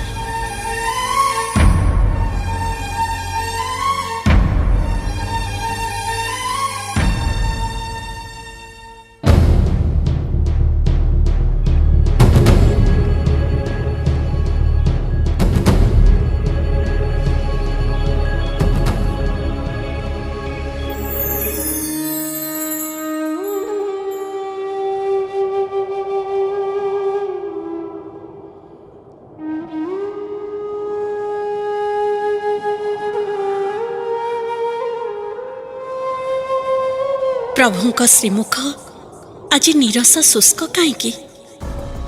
ଯେଉଁ ରଙ୍ଗାଧରରୁ ନିରନ୍ତର ଝରି ଆସେ ସ୍ମିତ ହାସ୍ୟର ଅମୃତ ମନ୍ଦାକିନୀ, ଯେଉଁ ଅମୃତର ସ୍ପର୍ଶରେ ନିର୍ମଳ ହୋଇଯାଏ ଜଗତର ସକଳ କଳୁଷ, ସେଇ କୋଟି ଚନ୍ଦ୍ର ଜିଣା ମୁଖମଣ୍ଡଳ ଆଜି ବିରସ କାହିଁକି? ପ୍ରଭୁ, କ'ଣ ହେଇଛି ଆପଣଙ୍କର? ମୋର କିଛି ହେଇନି ଲକ୍ଷ୍ମୀ। ଅନତି ଦୂରରେ ଗୋଟାଏ ପ୍ରଳୟଙ୍କରୀ ଝଡ଼ର ସୂଚନା ମୁଁ ଦେଖିପାରୁଛି। ସେଇଥିପାଇଁ ମୁଁ ବିବ୍ରତ। ମନଟା କିଛି ଭଲ ଲାଗୁନି। ଆପଣ କ'ଣ ଯେ କହୁଛନ୍ତି ମୁଁ କିଛି ବୁଝିପାରୁନି। ବାରାନ୍ତରେ ଏପରି ପ୍ରଶ୍ନବାଚୀ ମୋ ମନରେ ସୃଷ୍ଟି କରି କେଉଁଆଡ଼େ ଅନ୍ତର୍ଧ୍ୟାନ ହୋଇଗଲେ। ଆଜି ବି ସେଇ ସମସ୍ୟା। ଏଇ କେତେ ଦିନ ହେଲା ମୁଁ ଲକ୍ଷ୍ୟ କରୁଛି ଆପଣ ବେଳେବେଳେ ରତ୍ନ ସିଂହାସନ ପରିତ୍ୟାଗ କରି କେଉଁଆଡ଼େ ଚାଲି ଯାଉଛନ୍ତି, ତ ଆଉ କେତେବେଳେ ଏକାକୀ ଖୁବ୍ ଉଦାସ ଅବସ୍ଥାରେ ରହୁଛନ୍ତି। ମୁଁ ବୁଝିପାରୁନି କ'ଣ ହେଇଛି ଆପଣଙ୍କର। ସଂସାରର ସମସ୍ତ ଦୁଃଖକୁ ହରଣ କରୁଥିବା ଶ୍ରୀହରି ଆଜି ନିଜେ ଯନ୍ତ୍ରଣା ଜର୍ଜରିତ। କାହିଁକି କାହିଁକି ପ୍ରଭୁ? ମତେ କିଛି ପଚାରନି ଲକ୍ଷ୍ମୀ। ମୋଠୁ କିଛି ଉତ୍ତର ପାଇବାକୁ ଆଶା କରନି। ତୁମକୁ ଥରେ ତ କହିଛି, ସମୟକୁ ଅପେକ୍ଷା କର, ସବୁ ଆପେ ଆପେ ଜାଣିଯିବ। ତୁମର ସବୁ ସନ୍ଦେହ ଦୂର ହେଇଯିବ। ନାଇଁ ପ୍ରଭୁ, ନାଇଁ। ସମୟକୁ ଅପେକ୍ଷା କରିବାର ଧୈର୍ଯ୍ୟ ମୋର ଆଉ ନାହିଁ। ଆପଣଙ୍କର ଏ ଉଦାସୀନତା ମୁଁ ସହିପାରୁନି। ସନ୍ଦେହର ମାୟାଜାଲ ଭିତରେ ଛନ୍ଦି ଦେଇ ମୋତେ ଆଉ କଷ୍ଟ ଦିଅନ୍ତୁନି ପ୍ରଭୁ। ଆପଣଙ୍କୁ ଆଜି ମୋତେ ସବୁ କଥା ଖୋଲିକି କହିବାକୁ ପଡ଼ିବ। ଦେଖ ଲକ୍ଷ୍ମୀ, ଏମିତି ଜିଦ୍ କରନି। ଏଥିରେ ତୁମେ ନିଜେ ହିଁ କଷ୍ଟ ପାଇବ। ନାରୀ ଜୀବନରେ କଷ୍ଟ ତ विधि निर्देशित सबु कष्ट को सही सही से हेची सर्वंसहा हेले हेले जने पतिव्रता नारी ता स्वामीर जंत्रणा देखि पारे ना कि सही पारे ना। हे विश्वपालक, पति हिसाब रे पत्नीर मनोवेदना बुझिबा कौन आपणकर कर्तव्य नुहे? किए कहिला कर्तव्य नुहे बोली? हेले वर्तमान परिस्थिति रे तुम अपेक्षा मो भक्त प्रति अधिक कर्तव्य अछि बोली मो मने करुछि। प्रभु, मन दुख करनी लक्ष्मी। जगतर मंगल देखिबा आम दुहिंकर कर्तव्य। मोर कर्म आउ धर्मर तुमे सहगामिनी। भक्त को अवहेला करी तुम कथा बुझिबा कौन स्वार्थपरता नुहे? मो सृष्टि मोठार कौन शिखिब? आपणक कथारे मु एकमत प्रभु। हेले हेले केउ भक्तर दुख जगतपति को एते कष्ट देछि से कथा मो आगे कहिबारे प्रभुंकर एते द्विधा कहीं? मु पर आपणकर सहगामिनी सहधर्मिणी। मु जानिले कौन से दुखरे भागी हे किछि साहाय्य करि परिबिनी? निश्चय पारिब लक्ष्मी। जदि जानिबा पई तुमर एकांत इच्छा तेबे सुन। से आउ केही नुहे, मोर प्रिय भक्त बलराम दास। प्रभु, आपण कहा कथा कहउचंती? जे हमर एकांत देखिबा को इच्छा करी गंभीरा भितरे लुचि रही घोर पाप अर्जन करिछि, जे आपणक उपस्थिति रे आपणक पत्नी को अपमानित करिछि, से आपणकर परम भक्त। आउ आपण आपण ता पई एते विव्रत? हेले सिए तो मते किछि कहिनी। तुमे क्रोध बसत ताको अभिशाप देल, आउ सेई अभिशापर फल स्वरूप गजपति प्रताप रुद्र ताको निर्वासन दंड देले। मोर से कौन क्षति करिछि? मोर अपमान कोन आपणकर अपमान नुहे प्रभु? ना लक्ष्मी, तुमे माता और से तुमर पुत्र। माता पुत्रंक भितरे एमिति हुए, हेले पुओर कथारे क्रुद्धिता होई पुओ को एते कठिन शास्ति कौन कौनसी मां दे पारे? मु तार पिता, ता प्रति मोर भी स्नेह अछि, कर्तव्य अछि। आज से मृत्यु सहित संग्राम करुछि, विकल हेई मते डाकुछि। मो छड़ा आउ तार किए साहा भरसा अछि कहिल? एते बेले मो जदि ता पाखरे ठिया न हुए तेबे मोर जगन्नाथ नाम कलंकित हबनी। तुमे कौन एया चाह? ना प्रभु ना। हेले हेले प्रत्येक प्राणी निजर कृतकर्मर फल न भोगिले संसारर समस्त प्राणी गोटाए गोटाए अपराधी पालटि जिवे। आपणक सृष्टि विकलांग हे जिव प्रभु। सेइथि पई तो मु तारे ई विपद समय रे ताकु थरे देखि आसीबाकू बाहरिछि। ठीक अछि, आपण एका काहे कि जिवे? मु मध्य आपणक संगरे जिबी। देखिबी माता सांगरे द्रोह करी से केमिति दंड पाउछि। बास मु भी सेया चाहुथिली। तुमे मो सांगरे गले सबु समस्यार समाधान हे जिवो। आउ डेरी करनी लक्ष्मी, शीघ्र प्रस्तुत होई आस। भक्तर विकल मुझे आउ सही पारुनी। सामान्य अपेक्षा करंतु प्रभु, मु ए संगे संगे आसुची। आज निश्चय मोर प्रिय भक्त मुक्ति लाभ करिब, आउ लक्ष्मीकर अहंकार धूलिसात हेब।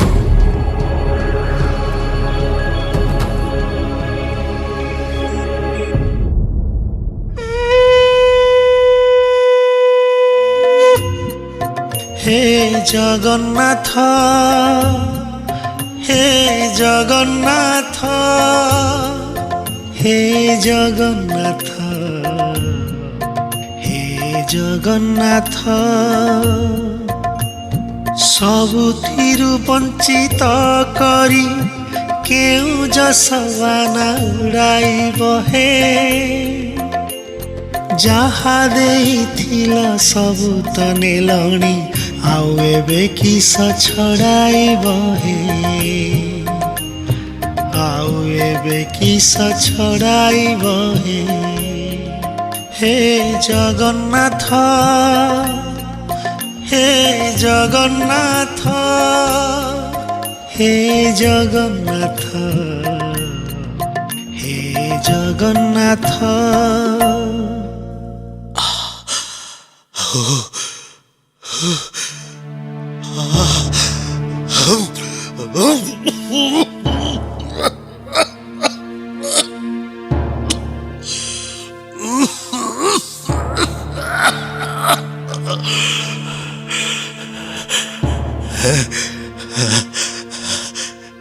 ହେ କାଳିଆ ସାନ୍ତେ, ଆଉ ଇଏ ଏତେ କଷ୍ଟ ଦଉଛ କାହିଁକି ପ୍ରଭୁ?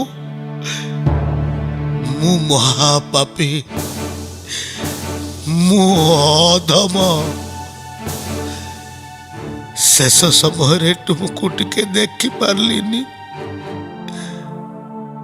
ତମେ କଣ ଜାଣିପାରୁନ ପ୍ରଭୁ? ତମକୁ ଯିଏ ଦିନେ ନ ଦେଖିଲେ ଅନ୍ନ ଛୁଁ ନଥିଲା, ଆଜି ସେ କେମିତି ଅଛି, କେମିତି ବଞ୍ଚିଛି? ତମେ ଯଦି ତମ ଦର୍ଶନରୁ ମତେ ବଞ୍ଚିତ କଲ, ଆଉ ବଞ୍ଚି ରହି ଲାଭ କଣ? ମତେ ଏଥର ନେଇଯାଅ ପ୍ରଭୁ, ମତେ ମୁକ୍ତି ଦିଅ, ମୁକ୍ତି ଦିଅ, ମୁକ୍ତି ଦିଅ।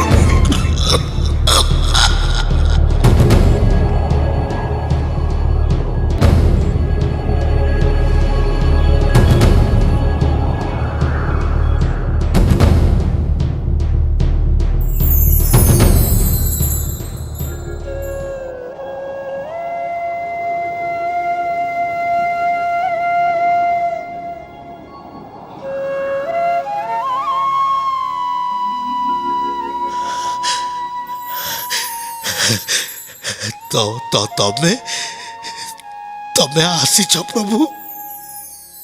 ଏ ପ୍ରଭୁ, ସତରେ ତମେ ମୋ ଡାକ ଶୁଣି ପାରିଲ।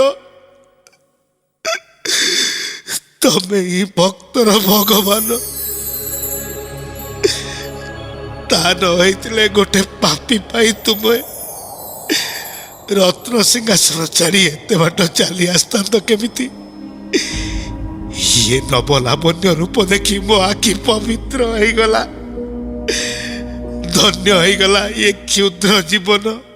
ମତେ କ୍ଷମା କର ପ୍ରଭୁ, ମତେ କ୍ଷମା କର।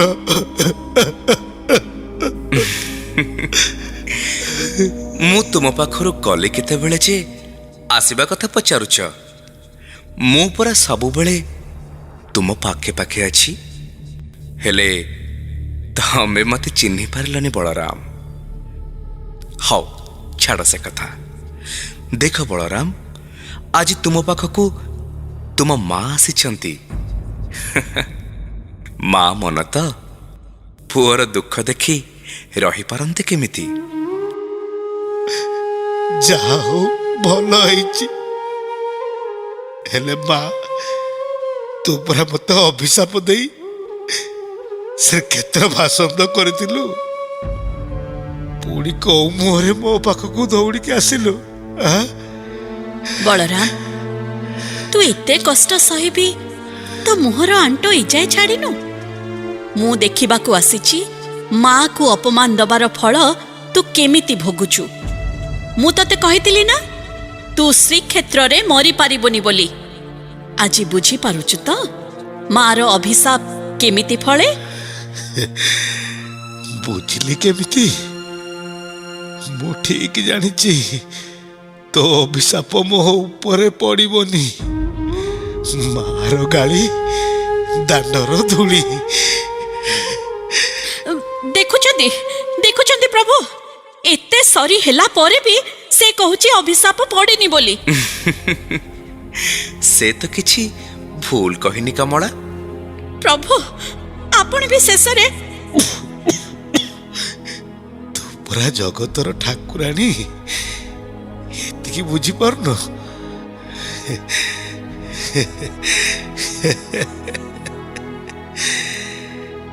ମୁଁ ସେତେବେଳେ ତତେ ଟେରି କାଣି ବୋଲି କହୁଥିଲି, ଏବେ କହୁଛି ତୁ ଗୋଟାଏ ଅନ୍ଧୁଡ଼ି। ମୋର ଏଇ ଭଙ୍ଗା କୁଡ଼ିଆକୁ ପ୍ରଭୁଙ୍କ ଚରଣ ସେବକ ଉତ୍କଳର ଗଜପତି ଆସିଥିଲେ, ତୁ ଆସିଛୁ। ମୋର ପ୍ରଭୁ ମଧ୍ୟ ଆସିଛନ୍ତି। ଯୋଉଠି ଲକ୍ଷ୍ମୀ ନାରାୟଣ ସେଇ ତ ଶ୍ରୀକ୍ଷେତ୍ର। ତୁମ ଦୁଇ ଜଣଙ୍କ ବିନା ଶ୍ରୀକ୍ଷେତ୍ରଟା ଗୋଟେ ମଶାଣି ଭୂଇଁ। ମୋର ଆଉ କିଛି ଚିନ୍ତା ନାହିଁ। ମୋର ଏଇ ଶ୍ରୀକ୍ଷେତ୍ରରେ ଏଥର ମୁଁ ଶାନ୍ତିରେ ମରିପାରିବି। ପ୍ରଭୁ ଏସବୁ ଆପଣଙ୍କର ଲୀଳା। ମତେ ଏମିତି ଅପମାନିତ କରି ଆପଣଙ୍କୁ କଣ ଭଲ ଲାଗୁଛି? ଦୁଃଖ କରନି ଲକ୍ଷ୍ମୀ। ଶାସ୍ତ୍ର କହେ ସର୍ବତ୍ର ବିଜୟମ୍ ଇଚ୍ଛେତ୍ ପୁତ୍ରାତ୍ ଇଚ୍ଛେତ୍ ପରାଜୟମ୍। ପୁଅ ପାଖରେ ତମେ ଆଜି ହାରିଯାଇଛ ଲକ୍ଷ୍ମୀ। ପୁଅ ପାଖରେ ହାରିଗଲେ ବାପା ମାଙ୍କର ଗୌରବ ବଢ଼େ। ଆପଣ ଲୀଳାମୟ। ଆପଣଙ୍କ ଲୀଳା ବୁଝିବା ସହଜ ନୁହେଁ ପ୍ରଭୁ। ମତେ କ୍ଷମା କରିଦିଅନ୍ତୁ ପ୍ରଭୁ, ମତେ କ୍ଷମା କରିଦିଅନ୍ତୁ। ହେ ଲୀଳାମୟ, ମୋ କାମ ସରିଯାଇଛି। ଆଉ ଡେରି କାହିଁକି ପ୍ରଭୁ? ମତେ ଏଥର ନେଇଯାଅ। ମା ମନରେ କଷ୍ଟ ଦେଇ ମୁଁ ପାପ କରିଛି। ମତେ କ୍ଷମା କରିଦେ ଲୋ ମା।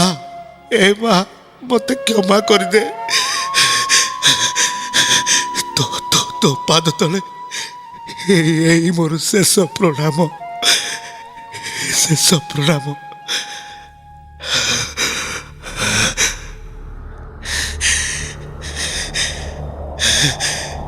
हे जगन्नाथ पंकज पदं शरणं प्रपद्ये। अज्ञान मोह विकलेन कृतोपराधः सक्तस्वमीश जगदार्ति विनाशनार्थम। हे भक्त बांधव सदा क्षमस्व प्रपन्न।